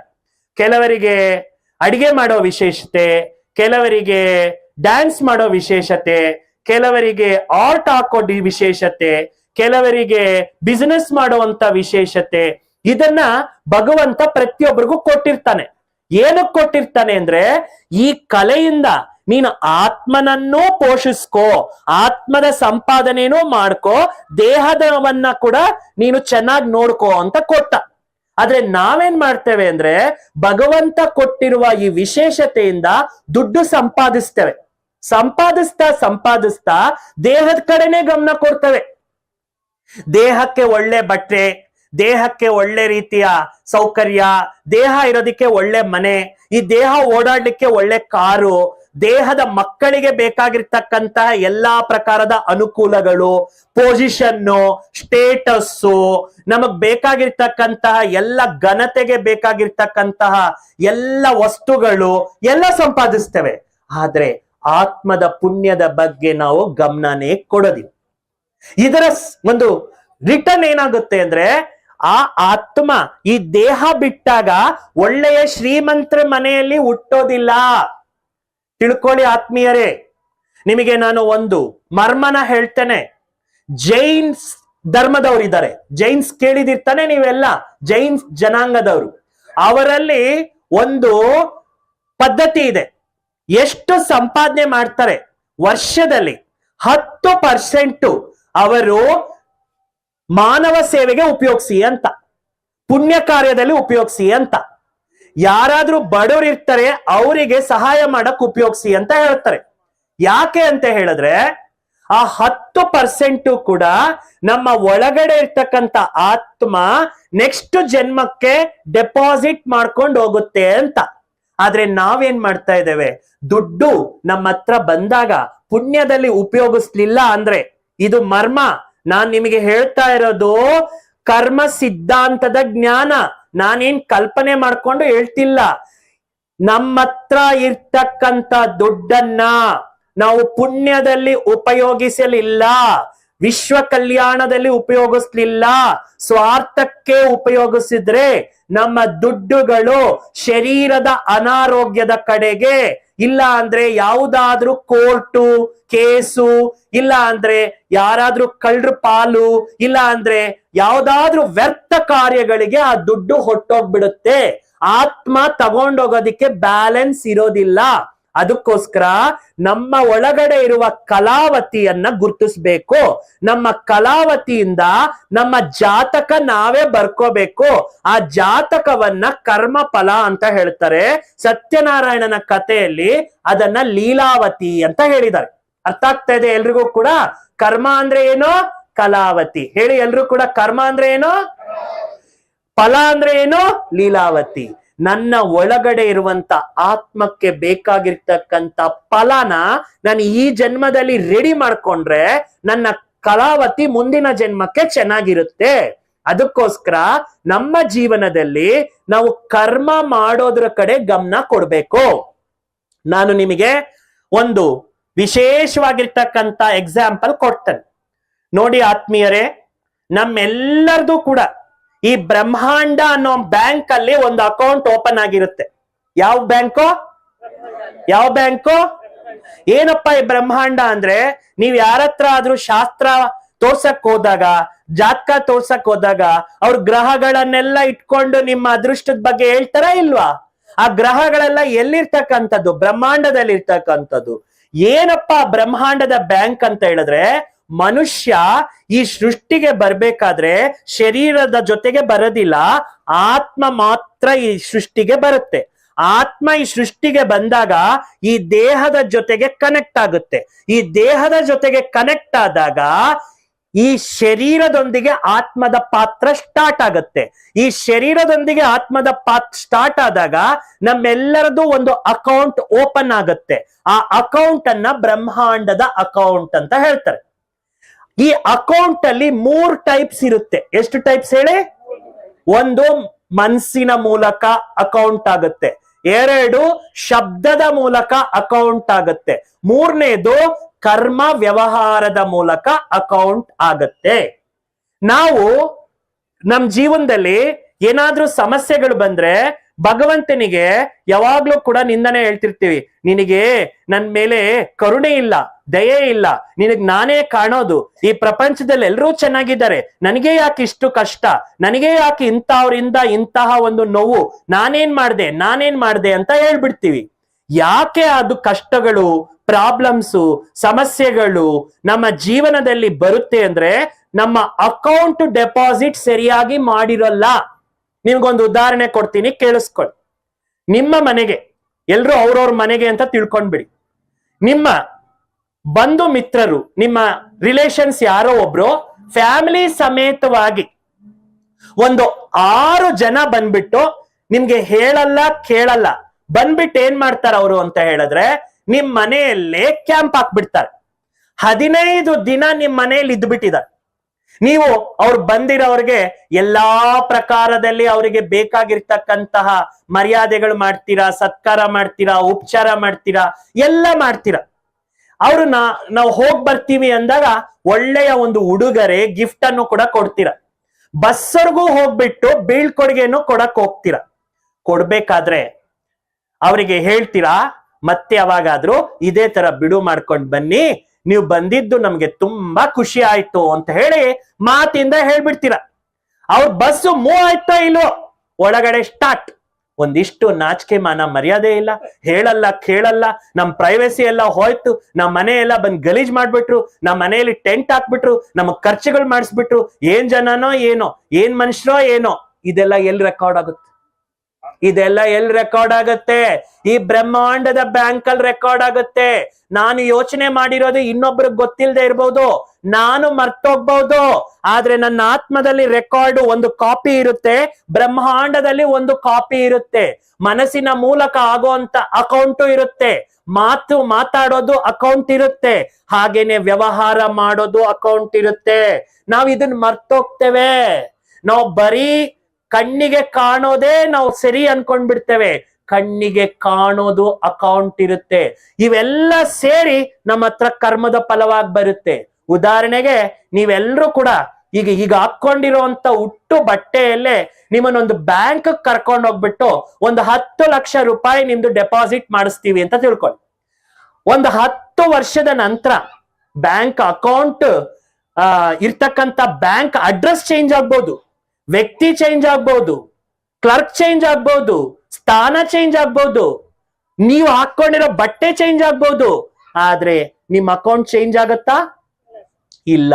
ಅದೇ ತರ ಈ ಶರೀರದಲ್ಲಿ ಆತ್ಮ ಮಾಡೋ ಕರ್ಮಗಳೆಲ್ಲ ಡೆಪಾಸಿಟ್ ಆಗುತ್ತೆ. ಆ ಆತ್ಮ ಈ ದೇಹ ಬಿಟ್ಟಾಗ ಇನ್ನೊಂದು ದೇಹದಲ್ಲಿ ಇರುತ್ತೆ, ಅಲ್ಲಿ ಡೆಪಾಸಿಟ್ ಮಾಡಿದ್ದು ಇಲ್ಲಿ ಬರುತ್ತೆ. ಆದ್ರೆ ಆ ಡೆಪಾಸಿಟ್ ಬಂದಾಗ ನಾವು ಪ್ರಶ್ನೆ ಹಾಕೊಳ್ತಾ ಕೂತ್ಕೊಳ್ತೇವೆ, ನನಗೆ ಯಾಕೆ ಹಿಂಗಾಯ್ತು, ನನಗೆ ಯಾಕೆ ಹಿಂಗಾಯ್ತು ಅಂತ. ನನಗೆ ಯಾಕೆ ಹಿಂಗಾಯ್ತು ಅಂದ್ರೆ ನನ್ನ ಆತ್ಮ ಈ ಡೆಪಾಸಿಟ್ ನ ಹಿಂದಿನ ಜನ್ಮದಲ್ಲಿ ಮಾಡಿದೀನಿ, ಸರಿಯಾಗಿ ಮಾಡಿಲ್ಲ. ಅದಕ್ಕೆ ಭಗವಂತ ಹೇಳ್ತಾನೆ, ಹೇ ಆತ್ಮಗಳೇ, ನೀವು ಹೆಂಗೆಂಗೋ ನಿಮ್ ಕರ್ಮ ಡೆಪಾಸಿಟ್ ಮಾಡ್ಕೊಂಡ್ ಬಂದ್ರಿ, ಒಳ್ಳೆ ಡೆಪಾಸಿಟ್ ಮಾಡ್ಕೊಳ್ಳೋ ಜ್ಞಾನ ನಾನು ಈ ಸಂಗಮ ಯುಗದಲ್ಲಿ ಕೊಡ್ತಾ ಇದ್ದೇನೆ. ಬ್ರಹ್ಮಕುಮಾರಿ ಈಶ್ವರ್ಯ ವಿದ್ಯಾಲಯದ ಮೂಲಕ ನಾನೇ ಪಾಠ ಕಲಿಸ್ಕೊಡ್ತಾ ಇದ್ದೇನೆ. ಈ ಪಾಠವನ್ನ ಕಲಿತು ನೀವು ನಿಮ್ಮ ಜೀವನದಲ್ಲಿ ಒಳ್ಳೆ ಕರ್ಮದ ಡೆಪಾಸಿಟ್ ಮಾಡ್ಕೊಳ್ಳಿ. ಆಗ ನಿಮ್ಮ ಜೀವನ ಹೇಗಿರುತ್ತೆ ಅಂದ್ರೆ ಸತ್ಯನಾರಾಯಣನ ಜೀವನದಂತೆ ಇರುತ್ತೆ ಅಂತ ಈ ಕಥೆಯ ಮೂಲಕ ನಮ್ಗೆ ಅರ್ಥ ಆಗುತ್ತೆ. ಒಂದು ಪಾತ್ರ ಕಲಾವತಿ, ಇನ್ನೊಂದು ಪಾತ್ರ ಲೀಲಾವತಿ. ಯಾವ ಪಾತ್ರ? ಆದ್ರೆ ನಮ್ಮ ಜೀವನದಲ್ಲಿ ನಾವು ಒಳ್ಳೆ ಕರ್ಮ ಮಾಡೋಣ ಅನ್ಕೊಳ್ತೀವಿ, ನಮ್ಗೆ ಅಡ್ಡಿ ಮಾಡೋದು ಯಾವುದು ಅಂದ್ರೆ ಆ ವರ್ತಕನ ಪಾತ್ರ. ಆ ವರ್ತಕನ ಪಾತ್ರ ಏನ್ ಹೇಳುತ್ತೆ? ಮತ್ತೆ ಮಾಡೋಣ, ಇನ್ನೂ ಸ್ವಲ್ಪ ದಿವಸ ಆಗ್ಲಿ, ಮಕ್ಕಳು ದೊಡ್ಡವರಾಗ್ಲಿ, ನನಗ್ ತುಂಬಾ ರೆಸ್ಪಾನ್ಸಿಬಿಲಿಟಿ ಇದೆ, ನಾನ್ ಮತ್ತೆ ಬರ್ತೀನಿ, ನಾಳೆ ಬರ್ತೀನಿ, ಆಮೇಲೆ ಬರ್ತೀನಿ, 1 ವಾರ ಆದ್ಮೇಲೆ ಬರ್ತೀನಿ, 6 ತಿಂಗಳಾದ್ಮೇಲೆ ಬರ್ತೀನಿ. ಈ ರೀತಿ ಹೇಳ್ತಾ ಹೇಳ್ತಾ ಆತ್ಮ ಈ ದೇಹ ಬಿಟ್ಬಿಡುತ್ತೆ. ಆಗ ಒಳ್ಳೆಯ ಮನತನದಲ್ಲಿ ಹುಟ್ಟಕ್ಕಾಗಲ್ಲ, ಯಾಕಂದ್ರೆ ಇನ್ವೆಸ್ಟ್ಮೆಂಟ್ ಸರಿ ಇಲ್ಲ.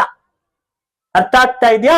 ಅದಕ್ಕೋಸ್ಕರನೇ ಭಗವಂತ ಹೇಳ್ತಾನೆ, ಪ್ರತಿನಿತ್ಯ ನಾನು ನಿಮಗೆ ಜ್ಞಾನ ಕೊಡ್ತಾ ಇದ್ದೀನಲ್ಲ ಆತ್ಮಗಳೇ, ಇದು ಸತ್ಯನಾರಾಯಣನ ಕಥೆಯಲ್ಲಿ ತೋರಿಸಿರುವಂತ ಪಾತ್ರಕ್ಕೆ ಬೇಕಾಗಿರೋ ಜ್ಞಾನ ಕೊಡ್ತಾ ಇದ್ದೇನೆ. ಈ ಜ್ಞಾನ ನೀವು ಕೇಳ್ತಾ ಇದ್ರೆ ನಿಮ್ಮ ಒಳಗಡೆ ಇರೋ ವರ್ತಕ ಪರಿವರ್ತನೆ ಆಗ್ತಾನೆ, ನಿಮ್ಮ ಕಲಾವತಿ ಕರ್ಮ ಚೆನ್ನಾಗಾಗತ್ತೆ, ನಿಮ್ಮ ಒಳಗಡೆ ಇರೋ ಲೀಲಾವತಿ, ಈ ಲೀಲಾವತಿ ಕೂಡ ಸರಿ ಹೋಗ್ತಾಳೆ. ಅದಕ್ಕೋಸ್ಕರ ನೀವು ಇಂಥ ಪಾತ್ರವನ್ನ ಮಾಡೋದನ್ನ ಕಲ್ತ್ಕೊಳ್ಳಿ ಅಂತ ಭಗವಂತ ಹೇಳ್ತಾನೆ. ಹಾಗಾದ್ರೆ ಈ ಕಥೆಯ ಮುಂದಿನ ಭಾಗನ ಎಲ್ರೂ ಕೂಡ ಅರ್ಥ ಮಾಡ್ಕೊಳ್ಳೋಣ. ಎಲ್ಲರೂ ನನ್ನೊಂದಿಗೆ ಮತ್ತೊಮ್ಮೆ ಹೇಳಿ, ಓಂ ಶ್ರೀ ಸತ್ಯನಾರಾಯಣ ಸ್ವಾಮಿಯೇ ನಮಃ. ಈ ವರ್ತಕ ಯಾವಾಗ ತನ್ನ ಮಗಳ ಮದುವೆಯ ಸಮಯನೂ ಬರುತ್ತೆ, ಈಗಾದ್ರೂ ನಾವು ಈ ಸತ್ಯನಾರಾಯಣ ಕಥೆಯನ್ನ ನಮ್ಮ ಜೀವನದಲ್ಲಿ ಮಾಡ್ಕೊಳ್ಳೋಣ ಅಂದ್ರೆ ಅವನ್ ಏನ್ ಹೇಳ್ತಾನೆ ಗೊತ್ತಾ? ಈಗ ನನಗ್ ಸಮಯ ಇಲ್ಲ, ನಾನು ನನ್ನ ಅಳಿಯನ ಜೊತೆಯಲ್ಲಿ ಏನ್ ಮಾಡ್ಬೇಕಾಗಿದೆ, ವ್ಯಾಪಾರಕ್ಕೆ ಹೋಗ್ಬೇಕಾಗಿದೆ, ನಾನು ವಿದೇಶಕ್ಕೆ ಹೋಗ್ಬೇಕಾಗಿದೆ, ವಿದೇಶದಿಂದ ಹಿಂದಿರುಗು ಬಂದಾಗ ಈ ಸತ್ಯನಾರಾಯಣ್ ಕತೆ ಮಾಡ್ಕೊಳ್ಳೋಣ ಅಂತ ಹೇಳಿ ಅಳಿಯನ್ನ ಕರ್ಕೊಂಡು ಅವನೇನ್ ಮಾಡ್ತಾನೆ, ವಿದೇಶಕ್ಕೆ ಹೊರಟೋಗ್ತಾನೆ.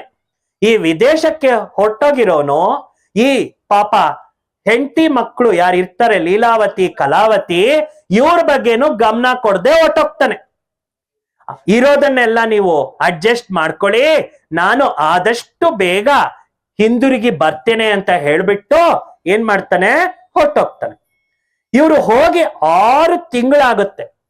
6 ತಿಂಗಳವರೆಗೂ ಕೂಡ ಇವ್ರ ಈ ಕಡೆ ಬರಲ್ಲ.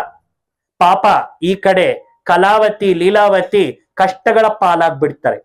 ಒಂದು ದಿನ ಅವರ ಮಗಳಾಗಿರ್ತಕ್ಕಂಥ ಕಲಾವತಿ ಮನೆಗೆ ಲೇಟ್ ಆಗಿ ಬರ್ತಾಳೆ. ಆಗ ಅವ್ರ ಅಮ್ಮ ಹೇಳ್ತಾಳೆ, ಯಾಕಮ್ಮ ಈಗ ನಮ್ಮ ಮನೆಯ ಪರಿಸ್ಥಿತಿನೇ ಸರಿ ಇಲ್ಲ, ನೀನ್ ಇಷ್ಟು ಲೇಟ್ ಆಗಿ ಯಾಕೆ ಬಂದೆ ಅಂತ ಹೇಳಿದ್ರೆ, ಅಮ್ಮ ನಾನು ಎಲ್ಲೂ ಕಾಲಹರಣ ಮಾಡಕ್ ಹೋಗಿಲ್ಲ, ಒಬ್ರ ಮನೆಯಲ್ಲಿ ಸತ್ಯನಾರಾಯಣನ ಕತೆ ಆಗ್ತಾ ಇತ್ತು, ಪ್ರಸಾದನ ಬಿಟ್ಬಿಟ್ಟು ಬರೋಂಗಿಲ್ವಲ್ಲ, ಅದಕ್ಕೋಸ್ಕರ ನಾನು ಲೇಟ್ ಆಯ್ತು ಅಂದಾಗ ಈಕೆಗೆ ಅರ್ಥ ಆಗುತ್ತೆ, ನನ್ನ ಜೀವನದಲ್ಲಿ ನಾನು ಸತ್ಯನಾರಾಯಣ ಕತೆ ಮಾಡದೇ ಇರೋ ಕಾರಣ ನನಗೆ ಇಷ್ಟು ಕಷ್ಟಗಳು ಬರ್ತಾ ಇದೆ ಅಂತ ಹೇಳ್ತಾಳೆ. ಆಗ ಆಕೆ ಒಂದು ಅಖಂಡ ಜ್ಯೋತಿಯನ್ನ ಬೆಳಗಿಸಿ ಸತ್ಯನಾರಾಯಣನ ಪ್ರಸಾದನ ಇಟ್ಕೊಂಡು ದೇವ್ರ ಮುಂದೆ ಸಂಕಲ್ಪ ಮಾಡ್ತಾಳೆ. ಏನಂತ, ಸ್ವಾಮಿ ಸತ್ಯನಾರಾಯಣ, ನಮ್ಮ ಮನೆಯವರು ಎಲ್ಲಿದ್ರು ಹಿಂದಿರುಗಿ ಕ್ಷೇಮವಾಗಿ ಬರ್ಬೇಕು, ನಾನು ಮಾಡಿರೋ ತಪ್ಪುಗಳಿಗೆ ಕ್ಷಮೆ ಇರ್ಲಿ ಅಂತ ಹೇಳಿ ಹೇಳ್ತಾರೆ. ಶಾಸ್ತ್ರದಲ್ಲಿ ಬರ್ದಿದ್ದಾರೆ, ಸತ್ಯನಾರಾಯಣ ಕತೆಗೆ ನೀವು ಎಷ್ಟೋ ಖರ್ಚು ಮಾಡ್ಬೇಕಾಗಿಲ್ಲ, 5 ಜನ ಕೂತ್ಕೊಂಡಿದ್ರು ಪರವಾಗಿಲ್ಲ, ಒಂದು ಪ್ರಸಾದ ಮತ್ತು ಅಖಂಡ ಜ್ಯೋತಿ ಬೆಳಗಿಸಿ ನೀವು ಸತ್ಯನಾರಾಯಣ ಕಥೆಯನ್ನ ಯಾರಿಗೆ ಹೇಳಿದ್ರು ಕೂಡ ಕೇಳೋರ್ಗೂ ಪುಣ್ಯ ಬರುತ್ತೆ, ಮಾಡಿರೋರ್ಗೂ ಪುಣ್ಯ ಬರುತ್ತೆ ಅಂತ ಬರ್ದಿದ್ದಾರೆ. ಈ ರೀತಿ ಆಕೆ ಪ್ರಾರ್ಥನೆ ಮಾಡ್ತಾರೆ. ಇದು ಒಂದು ಪ್ರಸಂಗ ತೋರಿಸಿದ್ದಾರೆ. ಇನ್ನೊಂದು ಪ್ರಸಂಗದಲ್ಲಿ ಏನ್ ತೋರಿಸಿದ್ದಾರೆ ಅಂದ್ರೆ, ಆ ಅಳಿಯ ಮತ್ತು ಮಾವ ಇಬ್ರು ಕೂಡ ವಿದೇಶದ ಪ್ರಯಾಣಕ್ಕೆ ಹೋಗಿರೋರು ಚೆನ್ನಾಗಿ ಗಂಟು ಮೂಟೆ ಕಟ್ಟಿ ಕಟ್ಟಿ ಕಟ್ಟಿ ಒಂದು ಕಡೆ ಸೇರಿಸಿ, ಇನ್ನು ನಾಳೆ ನಮ್ಮ ದೇಶಕ್ಕೆ ಹಿಂತಿರುಗಿ ಹೋಗೋಣ ಅಂತ ಹೇಳಿ ಒಂದು ಧರ್ಮಶಾಲೆ ಹತ್ರ ಈ ಗಂಟು ಮೂಟೆಗಳನ್ನೆಲ್ಲ ಇಟ್ಕೊಂಡು, ಅವತ್ತು ಅಮಾವಾಸ್ಯೆ ಆಗಿರುತ್ತೆ, ನಾವ್ ಇವತ್ತು ವಿಶ್ರಾಂತಿ ತಗೊಂಡು ಮತ್ತೆ ನಾವು ನಾಳೆ ಬೆಳಗ್ಗೆ ಹೋಗೋಣ ಅಂತ ಹೇಳ್ಬಿಟ್ಟು ಏನ್ ಮಾಡ್ತಾರೆ, ಅಲ್ಲಿ ಹೋಗಿ ವಿಶ್ರಾಂತಿ ತಗೊಳ್ತಿರ್ತಾರೆ. ಅದೇ ಸಮಯದಲ್ಲಿ ರಾಜ ಭಟ್ರು ಇಬ್ಬರು ಕಳ್ಳರನ್ನ ಹಿಂಬಾಲಿಸ್ಕೊಂಡು ಹೋಗ್ತಾರೆ. ಆ ಕಳ್ಳರು ರಾಜನ ಒಂದು ಏನು ರಾಜ್ಯದಲ್ಲಿರುವ ಖಜಾನೆನ ದೋಚ್ಕೊಂಡು ಹೋಗ್ತಾ ಇದ್ದಾರೆ ಅಂತ. ಓಡೋಗ್ತಾ ಇರ್ಬೇಕಾದ್ರೆ ಆ ಕಳ್ಳರೇನ್ ಮಾಡ್ತಾರೆ, ಈ ಮಾವ ಅಳಿಯ ಇಟ್ಟಿರುವಂತ ಈ ಖಜಾನೆಯ ಮಧ್ಯದಲ್ಲಿ ಇವರು ಕಳ್ತನ ಮಾಡಿದ್ ಇಟ್ಬಿಟ್ಟು ಅವರು ಪರಾರಿ ಆಗ್ಬಿಡ್ತಾರೆ. ಈ ಸೈನಿಕರು ಓಡ್ತಾ ಓಡ್ತಾ ಓಡ್ತಾ ಬಂದು ಆ ಒಂದು ಮಾವ ಅಳಿಯ ಇಬ್ರನ್ನ ನೋಡಿ, ಈ ಇಬ್ರು ಅವರೇ, ನಮ್ಮ ಖಜಾನೆ ಇಲ್ಲಿದೆ ಅಂತ ಹೇಳಿ ಅವರೇ ಕಳ್ಳರು ಅಂತ ಹೇಳಿ ಅನ್ಯಾಯವಾಗಿ ತಗೊಂಡೋಗ್ಬಿಟ್ಟು ಅವ್ರು ಎಷ್ಟು ಹೇಳಿದ್ರು ಕೇಳದೆ ಅವ್ರು ತಪ್ಪಿಲ್ಲ ಅಂದ್ರೇನು ಎತ್ಕೊಂಡೋಗಿ ಸೆರೆ ಮನೆಗೆ ಹಾಕ್ಬಿಡ್ತಾರೆ.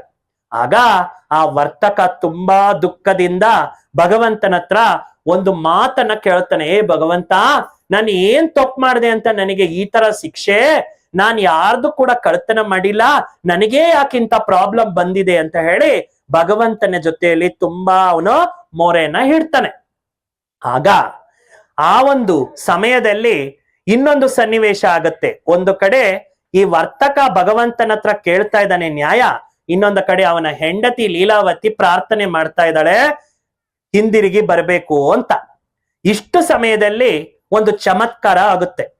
ಆ ಒಂದು ರಾಜ್ಯದ ರಾಜ ಯಾರು ಇವರನ್ನ ಸೆರೆಮನೆಯಲ್ಲಿ ಹಾಕಿದಾರಲ್ಲ, ಆ ಸೆರೆಮನೆಯ ರಾಜ ಯಾರಿರ್ತಾನೆ, ಅವನ ಕನಸಿನಲ್ಲಿ ಸತ್ಯನಾರಾಯಣ ಸ್ವಾಮಿ ಪ್ರಕಟ ಆಗಿ ಹೇಳ್ತಾನೆ, ಹೇ ರಾಜ, ನಿನ್ನ ಹತ್ರ ಯಾರು ಇಬ್ರು ಬಂಧಿತರಾಗಿದ್ದಾರೆ ಮಾವ ಅಳಿಯ, ಅವರಿಬ್ರು ಕೂಡ ನಿರ್ದೋಷಕರು, ನಾನು ಹೇಳ್ತಾ ಇದ್ದೀನಿ ಅವ್ರನ್ನ ಬಿಡುಗಡೆ ಮಾಡು ಅಂತ ಹೇಳ್ಬಿಟ್ಟು ಸಾಕ್ಷಾತ್ಕಾರ ಆಗ್ಬಿಟ್ಟು ಕನ್ಸಲ್ಲಿ ಕಾಣಿಸ್ಕೊಂಡ್ಬಿಟ್ಟು ಮಾಯ ಆಗ್ಬಿಡ್ತಾರೆ. ಆ ರಾಜ, ಅಯ್ಯೋ ಇದು ಸತ್ಯನಾರಾಯಣ ಸ್ವಾಮಿ ಹೇಳಿರೋದೇನಾ, ನನಗೆ ನಿಜವಾಗ್ಲೂ ಭಗವಂತನೇ ಕಾಣಿಸಿ ಹೇಳಿರೋದ ಅಂತ ಹೇಳಿ, ಆಯ್ತು ನಾಳೆ ದರ್ಬಾರ್ನಲ್ಲಿ ನೋಡೋಣ ಯಾರವರು ಅಂತ ಹೇಳಿ ಅವನು ಕಾಯ್ತಾ ಇರ್ತಾನೆ. ನೆಕ್ಸ್ಟ್ ಡೇ ದರ್ಬಾರ್ ಸ್ಟಾರ್ಟ್ ಆಗತ್ತೆ, ಎಲ್ಲಾ ಕೇಸುಗಳು ಬರುತ್ತೆ, ಆ ಮಾವ ಅಳಿಯಂದು ಬರುತ್ತೆ, ಆತನಿಗೆ ಗೊತ್ತಾಗತ್ತೆ ಇವ್ರು ನಿರ್ದೋಷಿಗಳು ಅಂತ. ಈ ನಿರ್ದೋಷಿಗಳನ್ನ ಬಿಡುಗಡೆ ಮಾಡ್ಬೇಕಾದ್ರೆ ನನಗ್ ದೇವ್ರು ಕಾಣಿಸ್ಕೊಂಡ್ರು ಬಿಟ್ಬಿಡು ಅಂತ ಅವ್ರ ಪ್ರಜೆಗಳ ಮುಂದೆ ಹೇಳಕ್ ಆಗಲ್ಲ. ಅದಕ್ಕೆ ಆತ ಒಂದು ಯುಕ್ತಿ ಮಾಡ್ತಾನೆ. ಇವರು ಏನು ಈ ಕಳ್ಳತನ ಮಾಡಿದ್ದಾರೆ ಅಂತ ಹೇಳಿ ಆರೋಪ ಇದೆ, ಇವರಿಬ್ಬರಿಗೂ ಕೂಡ ನಾವು ಸ್ವಲ್ಪ ಟ್ಯಾಕ್ಸ್ ಫೈನ್ ಆಗಿ ತಗೊಂಡ್ಬಿಟ್ಟು ಇವ್ರನ್ನ ಬಿಟ್ಬಿಡೋಣ, ಯಾಕಂದ್ರೆ ನಮ್ ಖಜಾನೆ ನಮಗ್ ಸಿಕ್ಬಿಟ್ಟಿದ್ಯಲ್ಲ ಅಂತ ಹೇಳಿ ಆ ರಾಜ ಏನ್ ಮಾಡ್ತಾನೆ, ತೀರ್ಮಾನ ಮಾಡ್ತಾನೆ. ಆ ವರ್ತಕನು ಮೊದಲೇ ಜಿಪ್ಣ, ಅವನಿಗೆ ₹1 ಖರ್ಚು ಮಾಡ್ಬೇಕಾದ್ರೂ ತುಂಬಾ ಯೋಚನೆ ಮಾಡ್ತಾನೆ. ಅಂತ ಅವನು ಈ ಖಜಾನೆಯಲ್ಲಿ ಕಡಿಮೆ ಆಗುತ್ತೆ ಅಂತ ದುಃಖ ಪಡ್ತಾ ಇರ್ತಾನೆ. ಆದ್ರೂ ಕೂಡ ಸ್ವಲ್ಪ ಆ ಖಜಾನೆನೆ ತಗೊಂಡ್ಬಿಟ್ಟು ಇವ್ರನ್ನ ಬಿಟ್ಬಿಡ್ತಾರೆ. ಯಾಕಂದ್ರೆ ಆ ಖಜಾನೆ ಅವ್ನ್ ಫೈನ್ ಆಗಿ ಕಟ್ಟಿಲ್ಲ ಅಂದ್ರೆ ಅವನು ಇನ್ನು ಸೆರೆಮನೆಯಿಂದ ಬರಕ್ಕೆ ಆಗೋದಿಲ್ಲ. ಓಡಿ ಓಡಿ ಹೋಗ್ತಾನೆ. ಓಡಿ ಓಡಿ ಹೋಗಿ ಒಂದು ಹಡಗಿರುತ್ತೆ, ಏನೋ ಯಾತ್ರೆ ಮಾಡ್ತಕ್ಕಂತಹ ಒಂದು ಬೋಟ್, ಅದರಲ್ಲಿ ಹೋಗ್ಬಿಟ್ಟು ಎಲ್ಲ ಖಜಾನ ತುಂಬಿಸ್ಕೊಂಡ್ಬಿಟ್ಟು ಇನ್ನೇನು ಪ್ರಯಾಣ ಮಾಡೋಣ ಅಂತ ಅನ್ಕೊಳ್ತಾನೆ. ಅಷ್ಟೊತ್ತಿಗೆ ಇನ್ನೊಂದು ಸನ್ನಿವೇಶ ಶುರುವಾಗುತ್ತೆ. ಅವನ ಮುಂದೆ ಒಬ್ಬ ಬ್ರಾಹ್ಮಣ ಬರ್ತಾ ಇರ್ತಾನೆ. ಆ ಕಾಲದಲ್ಲಿ ಏನಪ್ಪಾ ಇತ್ತು ಒಂದು ಪದ್ಧತಿ ಅಂದ್ರೆ, ಯಾರಾದ್ರೂ ಬ್ರಾಹ್ಮಣರು ಇರ್ತಕ್ಕಂಥವ್ರ ಹತ್ರ ಬಂದಾಗ ಅವರನ್ನ ಖಾಲಿ ಕೈಯಲ್ಲಿ ಕಳಿಸ್ಬಾರ್ದು, ಇದು ಪದ್ಧತಿ ಇತ್ತು. ಈ ವರ್ತಕನಿಗೆ ಮೊದಲೇ ವ್ಯಾಮೋಹ ಜಾಸ್ತಿ, ಲೋಭ ಜಾಸ್ತಿ. ಅಯ್ಯೋ, ನಾನು ಹೋಗೋ ಸಮಯದಲ್ಲಿ ಇವನು ಬರ್ತಾ ಇದ್ದಾನೆ, ಇವನಿಗೆ ಮತ್ತೆ ನನ್ನ ಖಜಾನೆಯಿಂದ ಇನ್ನಷ್ಟು ದಾನ ಮಾಡ್ಬೇಕಲ್ಲ ಅನ್ನೋ ಅಂತ ಒಂದು ದುರ್ಲೋಭದಿಂದ ಅವನೇನ್ ಮಾಡ್ತಾನೆ, ಬೇಗ ಬೇಗ ಹೋಗೋಣ ಬೇಗ ಬೇಗ ಹೋಗೋಣ ಅಂತ ಹೇಳ್ಬಿಟ್ಟು ಆ ಬೋಟ್ನ ಮುಂದಕ್ಕೆ ತಗೊಂಡೋಗೋ ಪ್ರಯತ್ನ ಮಾಡ್ತಾನೆ. ಆದ್ರೂ ಕೂಡ ಬ್ರಾಹ್ಮಣೋತ್ತಮ ಬಂದ್ಬಿಡ್ತಾನೆ. ಬಂದ್ಬಿಟ್ಟು, ಹೇ ವರ್ತಕನೇ, ನನ್ನನ್ನ ಈ ತೀರದಿಂದ ಆ ತೀರದವರೆಗೂ ಕರ್ಕೊಂಡೋಗು, ನಿನಗ್ ಪುಣ್ಯ ಬರುತ್ತೆ ಅಂದ್ರೆ, ಅಯ್ಯೋ ಸ್ವಾಮಿ, ನಾನು ನನ್ನ ಅಳಿಯ ಹೋಗೋದಿಕ್ಕೆ ಇಲ್ಲಿ ತುಂಬಾ ಇಕ್ಕಟ್ಟಿದೆ, ಈ ಎಲ್ಲಾ ಲಗೇಜ್ ಮುಂದೆ ನಿಮ್ಮನ್ನ ಹೆಂಗ್ ತಗೊಂಡೋಗ್ಲಿ ಅಂತ ಹೇಳ್ತಾನೆ.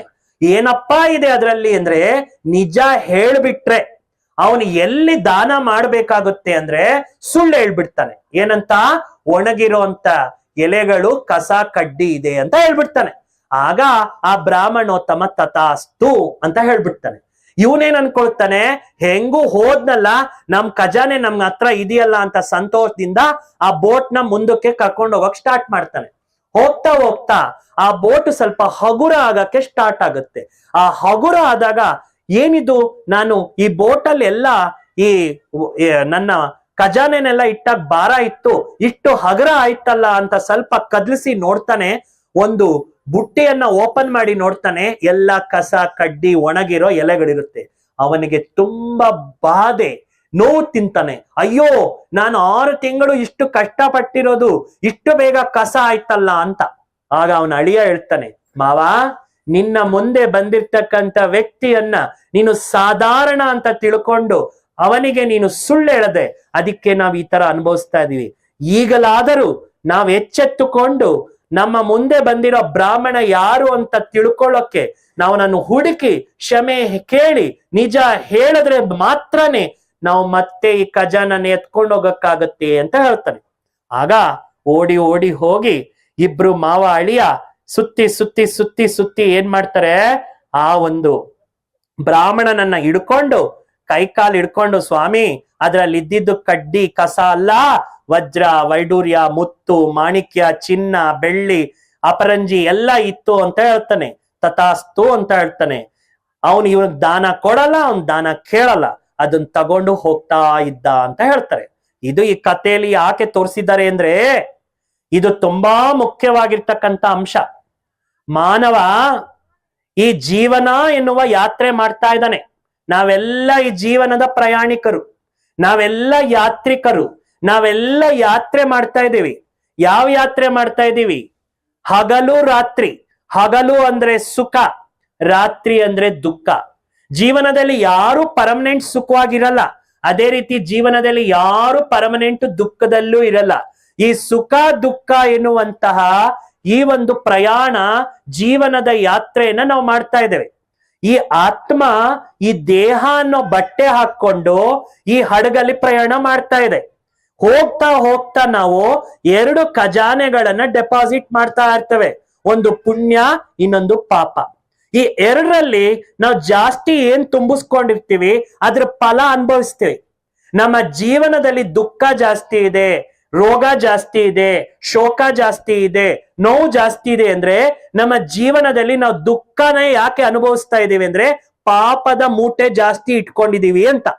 ನಮ್ ಜೀವನದಲ್ಲಿ ಖುಷಿ ಇದೆ, ಶಾಂತಿ ಇದೆ, ನೆಮ್ಮದಿ ಇದೆ, ನಾವ್ ಅನ್ಕೊಂಡಿದ್ದೆಲ್ಲ ಆಗ್ತಾ ಇದೆ, ನಾವ್ ಏನ್ ಮಾಡಿದ್ರು ಒಳ್ಳೇದಾಗ್ತಾ ಇದೆ ಅಂದ್ರೆ ನಮ್ಮ ಹತ್ರ ಈಗ ಸುಖದ ಖಜಾನೆ ಇದೆ ಅಂತ ಭಗವಂತ ಹೇಳ್ತಾನೆ. ಹೇ ಆತ್ಮಗಳೇ, ಈ ಜೀವನದ ಯಾತ್ರೆಯಲ್ಲಿ ನಾನು ನಿಮ್ಮ ಮುಂದೆ ಒಮ್ಮೆ ಬರ್ತೇನೆ. ನನ್ನನ್ನ ಗುರ್ತಿಸ್ಬೇಕು ನೀವು. ನಾನು ಸಾಧಾರಣ ರೂಪದಲ್ಲಿ ಬರ್ತೇನೆ. ನಾನು ಯಾವುದೇ ಒಂದು ವಿಷ್ಣು ಅವತಾರ ತಗೊಂಡ್ ಬರಲ್ಲ. ನಾನು ಯಾವುದೇ ಒಂದು ದಶಾವತಾರ ಅಥವಾ ವಿಶ್ವರೂಪ ತಗೊಂಡು ನಾನು ಬರಲ್ಲ. ನಿಮ್ಮ ಹತ್ರ ನಾನು ನಿಮ್ಮಂತೆ ಬರ್ತೇನೆ. ನಿಮಗೆ ಅರ್ಥ ಆಗುವ ಜ್ಞಾನ ಕೊಡಕ್ಕೆ ಬರ್ತೇನೆ. ಮಾನವ ರೂಪದಲ್ಲೇ ಬರ್ತೇನೆ. ಭಗವದ್ಗೀತೆಯಲ್ಲೂ ಹೇಳಿದ್ದಾರೆ, ಭಗವಂತ ಈ ಸೃಷ್ಟಿಗೆ ಬರ್ಬೇಕಾದ್ರೆ ಸಾಧಾರಣ ಮಾನವನ ಹತ್ರ ಸಾಧಾರಣ ರೂಪದಲ್ಲಿ ಬರ್ತಾನೆ.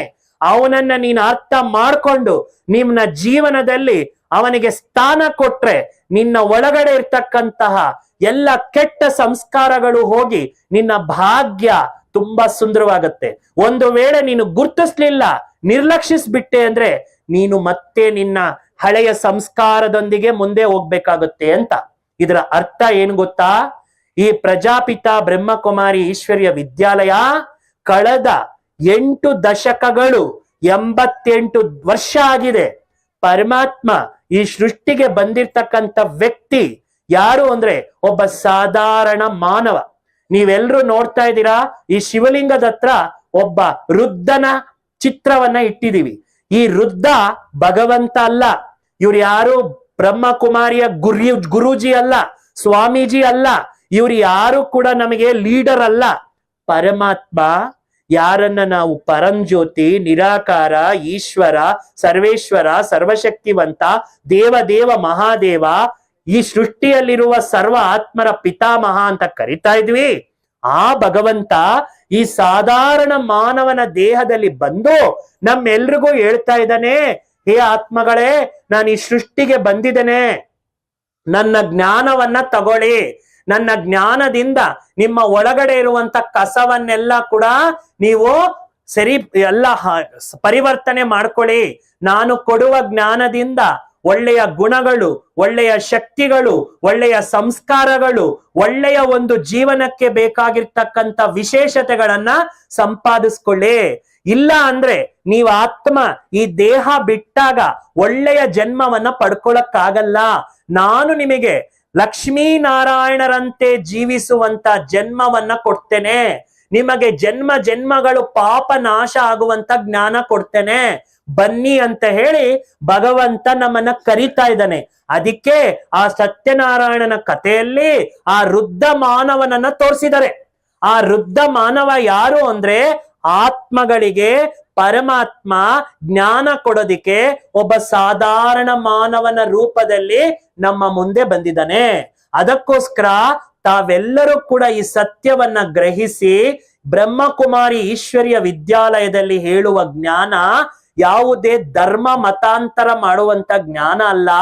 ಮಾನವರು ಮಹಾಮಾನವರು, ಮಹಾಮಾನವರು ದೇವಮಾನವರಲ್ಲಿ ಸತ್ಯನಾರಾಯಣನ ಗುಣಗಳನ್ನ ಯಾವ ರೀತಿಯಲ್ಲಿ ಧಾರಣೆ ಮಾಡಬೇಕು ಅನ್ನುವಂತ ಆ ಜ್ಞಾನದ ಬೋಧನೆಯನ್ನ ಕೊಡುವಂತ ಸಂಸ್ಥೆಯಾಗಿದೆ ಬ್ರಹ್ಮಕುಮಾರಿ ಈಶ್ವರ್ಯ ವಿದ್ಯಾಲಯ. ಅದಕ್ಕೋಸ್ಕರನೇ ಈ ಸಂಸ್ಥೆಗೆ ಈ ರೀತಿ ಹೇಳಲಾಗತ್ತೆ, ತಾವೆಲ್ಲರೂ ಕೂಡ ಮಾನವ ಲಕ್ಷ್ಮಿ ನಾರಾಯಣರ ತರ ಆಗ್ಬೇಕು ಅಂದ್ರೆ ಏನು ಗುಣ ಸಂಪಾದಿಸ್ಬೇಕು ಅಂತ. ಇದು ಆ ಕಥೆಯಲ್ಲಿ ಆ ಒಂದು ಪಾತ್ರ ತೋರಿಸಿದ್ದಾರೆ. ಇನ್ನು ಸ್ವಲ್ಪ ಮುಂದಕ್ಕೆ ಹೋಗೋಣ ನಾವು. ಎಲ್ಲರೂ ನನ್ನ ಜೊತೆಯಲ್ಲಿ ಓಂ ಶ್ರೀ ಸತ್ಯನಾರಾಯಣ ಸ್ವಾಮಿಯೇ ನಮಃ. ಆ ಕಥೆಯಲ್ಲಿ ಇನ್ನೇನಪ್ಪ ತೋರಿಸಿದ್ದಾರೆ ಅಂದ್ರೆ, ಈ ಮಾವ ಅಳಿಯ ಇಬ್ರು ಕೂಡ ಪ್ರಯಾಣ ಮುಗಿಸ್ಕೊಂಡು ಬರ್ತಾ ಇರ್ಬೇಕಾದ್ರೆ ಒಬ್ಬರಿಂದ ಒಬ್ಬರಿಗೆ ಶುದ್ಧಿ ಹರಡಿ ಇದು ಲೀಲಾವತಿ ಕಲಾವತಿವರೆಗೂ ಹೊರಟೋಗುತ್ತೆ. ಆ ಲೀಲಾವತಿ ಕಲಾವತಿ ಹತ್ರ ಹೋದಾಗ ಆ ಲೀಲಾವತಿ ಕಲಾವತಿ ಒಬ್ಬರ ಮನೆಯಲ್ಲಿ ಸತ್ಯನಾರಾಯಣ ಕಥೆಯನ್ನ ಕೇಳ್ತಾ ಇರ್ತಾರೆ. ಆಗ ಅವರ ಮಗಳಾದಂತ ಕಲಾವತಿ ತನ್ನ ಪತಿಯನ್ನ ನೋಡ್ಬೇಕು ಅನ್ನೋಂತ ವ್ಯಾಮೋಹದಿಂದ ಪ್ರಸಾದವನ್ನ ತಿರಸ್ಕರಿಸಿ ಪ್ರಸಾದ ತೆಗೆದುಕೊಳ್ಳದೆ ಪತಿ ನೋಡ್ಬೇಕು ಅಂತ ಓಡೋಗ್ಬಿಡ್ತಾಳೆ. ಓಡೋದಾಗ ಅಲ್ಲಿ ಒಂದು ವಿಸ್ಮಯ ಆಗ್ಬಿಡುತ್ತೆ. ತನ್ನ ಪತಿ ಬರ್ತಾ ಇರೋದನ್ನ ದೂರದಿಂದ ನೋಡ್ತಾಳೆ. ನೋಡ್ತಾ ನೋಡ್ತಾ ಸಮುದ್ರದ ಅಲೆಗಳು ಆ ಪತಿಯನ್ನ ಎಳ್ಕೊಂಡು ಅವನನ್ನ ಅದೃಶ್ಯ ಮಾಡ್ಬಿಡ್ತಾಳೆ. ಆಗ ಆಕೆ ತುಂಬಾ ನೋವಿಂದ ಒಂದು ಶಪಥ ಮಾಡ್ತಾಳೆ, ಒಂದು ವೇಳೆ ನನ್ನ ಪತಿ ನನಗೆ ಹಿಂದಿರುಗಿ ಸಿಗದೆ ಇದ್ರೆ ನಾನು ಜಲಸಮಾಧಿ ಆಗೋಗ್ತೇನೆ ಅಂತ. ಆಗ ಈ ವರ್ತಕ, ಸ್ವಾಮಿ ನಾನು ಮಾಡಿರುವ ತಪ್ಪಿಗೆ ನನ್ನ ಮಗಳಿಗೆ ಯಾಕೆ ಶಿಕ್ಷೆ, ಇಲ್ಲಿ ಎಷ್ಟಕ್ಕೂ ನನ್ನ ಮಗಳು ಏನ್ ತಪ್ಪು ಮಾಡಿದಾಳೆ ಅಂದಾಗ ಒಂದು ಆಕಾಶದ ಧ್ವನಿ ಕೇಳುತ್ತೆ, ನಿನ್ನ ಮಗಳು ನನ್ನ ಕಥೆಯನ್ನ ಕೇಳಿ ನನ್ನ ಪ್ರಸಾದವನ್ನ ತಿರಸ್ಕರಿಸಿದ್ದಾಳೆ. ಯಾರು ನನ್ನ ಪ್ರಸಾದವನ್ನ ತಿರಸ್ಕರಿಸ್ತಾರೆ ಅವರ ಸಂಬಂಧಗಳು ಹೊರದೋಗುತ್ತೆ ಅಂತ ಹೇಳಿ ಆಕಾಶವಾಣಿ ಕೇಳ್ಬರುತ್ತೆ. ಆಗ ಇದನ್ನ ಅರ್ಥ ಮಾಡ್ಕೊಂಡು ಅವರ ಮಗಳಾದ ಕಲಾವತಿ ದೇವರ ಹತ್ರ ಕ್ಷಮೆ ಕೇಳಿ ಭಾವನೆಯಿಂದ ಶ್ರದ್ಧೆಯಿಂದ ಆ ಪ್ರಸಾದನ ತಗೊಂಡ್ಲು. ಆಗ ಮತ್ತೆ ಅವ್ರ ಕುಟುಂಬ ಎಲ್ಲ ಒಂದಾಯ್ತು. ಆಗ ಆ ವರ್ತಕ ತುಂಬಾ ಅದರಿಂದ ಅರ್ಥ ಮಾಡ್ಕೊಂಡ, ಜೀವನದಲ್ಲಿ ದೇವರಿಗೆ ಕೊಟ್ಟಿರುವ ಮಾತನ್ನ ಯಾವತ್ತೂ ಕೂಡ ನಾವು ಏನ್ ಮಾಡಬಾರ್ದು, ಪೋಸ್ಟ್ಪೋನ್ ಮಾಡಬಾರ್ದು. ಭಗವಂತ ನಮ್ಮ ಜೀವನದಲ್ಲಿ ನಮಗೆ ಏನಾದ್ರೂ ಒಳ್ಳೆಯ ದಾರಿ ತೋರಿಸೋಕೆ ಬಂದಾಗ ನಾವು ಹಿಂದೆ ಹೋಗ್ಬಾರ್ದು ಅಂತ ತಿಳ್ಕೊಂಡು ಸತ್ಯನಾರಾಯಣನ ಕಥೆಯನ್ನ ತುಂಬಾ ಶ್ರದ್ಧಾ ಭಕ್ತಿಯಿಂದ ಮಾಡ್ತಾನೆ. ಹಾಗೂ ಅವನು ಸ್ವಲ್ಪ ವರ್ಷಗಳಾದ್ಮೇಲೆ ಸ್ವರ್ಗಸ್ಥನಾಗ್ಬಿಟ್ಟ ಅಂತೇಳಿ ಕಥೆಯಲ್ಲಿ ತೋರಿಸ್ತಾರೆ. ಈಗ ನಾನು ನಿಮ್ಗೆ ಮುಖ್ಯವಾದ 2 ಅಂಶಗಳನ್ನ ತಿಳಿಸ್ತೇನೆ. ಒಂದು ಪ್ರಸಾದ. ಪ್ರಸಾದ ಅಂತ ಹೇಳಿದ ತಕ್ಷಣನೇ ನಾವೇನ್ ಅನ್ಕೊಳ್ತೇವೆ, ದೇವ್ರ ಮುಂದೆ ಇಡೋದೇ ಪ್ರಸಾದ ಅನ್ಕೊಳ್ತೇವೆ. ಸತ್ಯನಾರಾಯಣನ ಕಥೆಯಲ್ಲಿ ಪ್ರಸಾದಕ್ಕೆ ತುಂಬಾ ಬೆಲೆ ಕೊಡ್ತಾರೆ. ನೀವೇನ್ ಅನ್ಕೊಳ್ತೀರಾ, ಅದೇನು ರವೆಯಿಂದ ಏನು ಒಂದು ಸಜ್ಜಿಗೆ ಮಾಡ್ತಾರೆ, ಕೇಸರಿ ಬಾತ್ ಮಾಡ್ತಾರೆ, ಆ ಪ್ರಸಾದ ಅಂತ. ಅದಕ್ಕೆ ನಮ್ಮ ಪೂರ್ವಿಕರು ಈ ಪ್ರಸಾದದ ಹಿಂದೆ ಒಂದು ಜ್ಞಾನನ ಹೇಳ್ತಾರೆ. ಎಲ್ಲಾ ಪ್ರಸಾದಕ್ಕೂ ಸತ್ಯನಾರಾಯಣನ ಪ್ರಸಾದಕ್ಕೂ ಒಂದು ವಿಶೇಷವಾಗಿರ್ತಕ್ಕಂಥ ಮಾತೃಕೆ ಇದೆ. ಸತ್ಯನಾರಾಯಣನ ಪ್ರಸಾದದಲ್ಲಿ 2 ಗುಣಗಳಿದೆ. ಒಂದು, ಅದು ತಿನ್ಲಿಕ್ಕೆ ಸ್ವೀಟ್ ಇರುತ್ತೆ, ಮತ್ತೆ ಮುಟ್ಕೊಳ್ಳಕ್ಕೆ ಸಾಫ್ಟ್ ಇರುತ್ತೆ. ಒಂದು ಮಧುರತೆ, ಇನ್ನೊಂದು ನಮ್ರತೆ. ಹೇಳಿ ಎಲ್ರು ಕೂಡ. ನೀವು ಎಲ್ಲಾ ಪ್ರಸಾದ ತಿಂದಿರ್ಬಹುದು, ಆದ್ರೆ ಸತ್ಯನಾರಾಯಣನ ಪ್ರಸಾದದಲ್ಲಿ ಸ್ವೀಟ್ನೆಸ್, ಸಾಫ್ಟ್ನೆಸ್ ಅಂತ ಹೇಳ್ತಾರೆ. ಇದೆರಡು ಇರುತ್ತೆ. ಇದರ ಅರ್ಥ ಏನು ಅಂತ ಹೇಳಿದ್ರೆ, ಈ ಶರೀರದಲ್ಲಿರ್ತಕ್ಕಂಥ ಆತ್ಮದಲ್ಲಿ 2 ಗುಣ ಇರಬೇಕು. ಒಂದು ಮಧುರತೆ, ಇನ್ನೊಂದು ನಮ್ರತೆ. ಎಲ್ಲಿ ತನಕ ಮನುಷ್ಯ ಮಧುರತೆಯ ಗುಣವನ್ನ ಧಾರಣೆ ಮಾಡಲ್ಲ, ನಮ್ರತೆ, ಪೊಲೈಟ್, ಆ ನಮ್ರತೆಯ ಗುಣವನ್ನ ಧಾರಣೆ ಮಾಡಲ್ಲ, ಅಲ್ಲಿವರೆಗೂ ಅವನಿಗೆ ಸತ್ಯನಾರಾಯಣನ ಗುಣಗಳು ಧಾರಣೆ ಆಗಲ್ಲ. ನಮ್ಮ ಒಳಗಡೆ 2 ಗುಣ ಇಲ್ಲ ಅಂದ್ರೆ ಅಹಂಕಾರ ಅಂತಕ್ಕಂಥದ್ದು ನಮ್ಮಲ್ಲಿ ತುಂಬಾ ವಿಜೃಂಭಿಸ್ತಾ ಇರುತ್ತೆ. ಅದಕ್ಕೆ ಭಗವಂತ ಪ್ರತಿದಿನ ಬ್ರಹ್ಮಕುಮಾರಿ ಈಶ್ವರ್ಯ ವಿದ್ಯಾಲಯದಲ್ಲಿ ಮಧುರ ಮಹಾವಾಕ್ಯಗಳನ್ನ ಹೇಳಬೇಕಾದ್ರೆ ಅತಿ ಪ್ರೀತಿಯಿಂದ ಹೇಳ್ತಾನೆ, ಮಧುರ ಮಕ್ಕಳೇ, ಪ್ರೀತಿಯ ಮಕ್ಕಳೇ. ಇದು ಯಾಕೆ ಹೇಳೋದು ಅಂದ್ರೆ, ಇದು ಆತ್ಮದಲ್ಲಿರ್ತಕ್ಕಂಥ ಗುಣ. ಈ ಗುಣನ ನಾವು ಅನುಭವ ಮಾಡಲಿಲ್ಲ ಅಂದ್ರೆ ನಮ್ಮಲ್ಲಿ ಸತ್ಯನಾರಾಯಣನ ಗುಣಗಳು ಬರಲ್ಲ. ಅದಕ್ಕೋಸ್ಕರನೇ ಇವತ್ತು ಮನೆಯಲ್ಲೂ ನಾವು ನೋಡ್ತಾ ಇದ್ದೇವೆ, ಎಲ್ಲಾ ಮನೆಗಳಿಗೆ ಒಳ್ಳೆ ಹೆಸರಿಟ್ಕೊಂಡ್ಬಿಟ್ಟಿರ್ತಾರೆ. ನಮ್ಮ ಮನೆ ಬೃಂದಾವನ, ನಮ್ಮ ಮನೆ ನಂದನವನ, ನಮ್ಮ ಮನೆ ಸುಖಧಾಮ, ನಮ್ಮ ಮನೆ ಶಾಂತಿಯ ನಿಲಯ, ನಮ್ಮ ಮನೆ ಹರಿ ನಿಲಯ, ನಮ್ಮ ಮನೆ ಶ್ರೀನಿವಾಸ ನಿಲಯ ಅಂತ ಮನೆಗೆ ಹೆಸರಿದ್ದೆ, ಮನೆಯಲ್ಲಿ ವೈಬ್ರೇಷನ್ಸ್ ಇಲ್ಲ. ಯಾಕೆ ಅಂತ ಹೇಳಿದ್ರೆ ಆತ್ಮದಲ್ಲಿ ಆ ಗುಣಗಳು ಧಾರಣೆ ಆಗಿಲ್ಲ. ಪ್ರಸಾದ ಅಂತ ಹೇಳಿ ಯಾವುದಕ್ಕೆ ಕರಿತೇವೆ ಅಂದ್ರೆ, ನೋಡಿ, ಮನೆಯಲ್ಲಿ ಮಾಡಿರೋದಿಕ್ಕೆ ನಾವೇನಂತ ಹೇಳ್ತೀವಿ, ಊಟ ತಿಂಡಿ ಅಂತ ಹೇಳ್ತೇವೆ. ಹೋಟ್ಲಲ್ಲಿ ಮಾಡಿರೋದಿಕ್ಕೆ ಏನಂತ ಹೇಳ್ತೇವೆ, ಡಿಶ್ ಅಂತ ಹೇಳ್ತೇವೆ. ಆದ್ರೆ ದೇವಸ್ಥಾನದಲ್ಲಿ ಮಾಡಿರೋದಿಕ್ಕೆ ಏನಂತ ಹೇಳ್ತೇವೆ, ಪ್ರಸಾದ ಅಂತ ಹೇಳ್ತೇವೆ. ಪ್ರಸಾದ ಅಂತ ಹೇಳಿದ ತಕ್ಷಣನೇ ಕಣ್ಣಿಗೆ ಮುಟ್ಟಿಸ್ಕೊಂಡು ತಿಂತೇವೆ, ಭಾವನೆಯಿಂದ ತಿಂತೇವೆ. ಈ ಪ್ರಸಾದದಲ್ಲಿ ಏನಿದೆ ಅಂತ ಹೇಳಿದ್ರೆ, ನಾವು ಆತ್ಮ ನಮ್ಮ ಮನಸ್ಸಿನಲ್ಲಿ ಯಾವ ಸಂಕಲ್ಪಗಳನ್ನ ಮಾಡ್ಕೊಂಡು ಅಡಿಗೆ ಮಾಡ್ತೇವೆ, ಆ ವೈಬ್ರೇಷನ್ಸ್ ಆ ಪ್ರಸಾದಕ್ಕೆ ಹೋಗುತ್ತೆ. ಅದಕ್ಕೆ ಬ್ರಹ್ಮಕುಮಾರಿಸಲ್ಲಿ ಮೆಡಿಟೇಷನ್ ಕಲ್ತ್ಕೊಳ್ಳಿ ಅಂತ ಹೇಳ್ತಾರೆ. ಮೆಡಿಟೇಷನ್ ಮಾಡ್ತಾ ನೀವು ಅಡಿಗೆ ಮಾಡೋದ್ರಿಂದ ಏನಾಗುತ್ತೆ ಅಂದ್ರೆ, ನಿಮ್ಮ ಮನೆಯಲ್ಲಿರ್ತಕ್ಕಂಥ ನಿಮ್ಮ ಮಕ್ಕಳಿಗೆ ಸತ್ಯನಾರಾಯಣನ ಗುಣಗಳು ಧಾರಣೆ ಆಗತ್ತೆ. ಸತ್ಯನಾರಾಯಣನಲ್ಲಿ ಏನೇನ್ ಗುಣ ಇತ್ತು? ಶಾಂತಿ ಇತ್ತು, ಪ್ರೀತಿ ಇತ್ತು, ದಯೆ ಇತ್ತು, ಕರುಣೆ ಇತ್ತು, ಕ್ಷಮೆ ಇತ್ತು, ಮತ್ತೆ ಆನಂದ ಇತ್ತು. ಇವೆಲ್ಲ ಸದ್ಗುಣಗಳು. ಈ ಸದ್ಗುಣಗಳು ಯಾವುದೇ ಸ್ಕೂಲು ಕಾಲೇಜಲ್ಲಿ ಕಳಿಸಲ್ಲ. ಈ ಸಂಸ್ಕಾರ ಬೇಕು ಅಂತಂದ್ರೆ ನಾವು ಮನಸ್ಸಿಗೆ ಬೇಕಾಗಿರುವ ಜ್ಞಾನದ ಜೊತೆಗೆ ಶುದ್ಧ ಆಹಾರವನ್ನ ಮನೆಯಲ್ಲಿ ಕೊಡ್ಬೇಕು.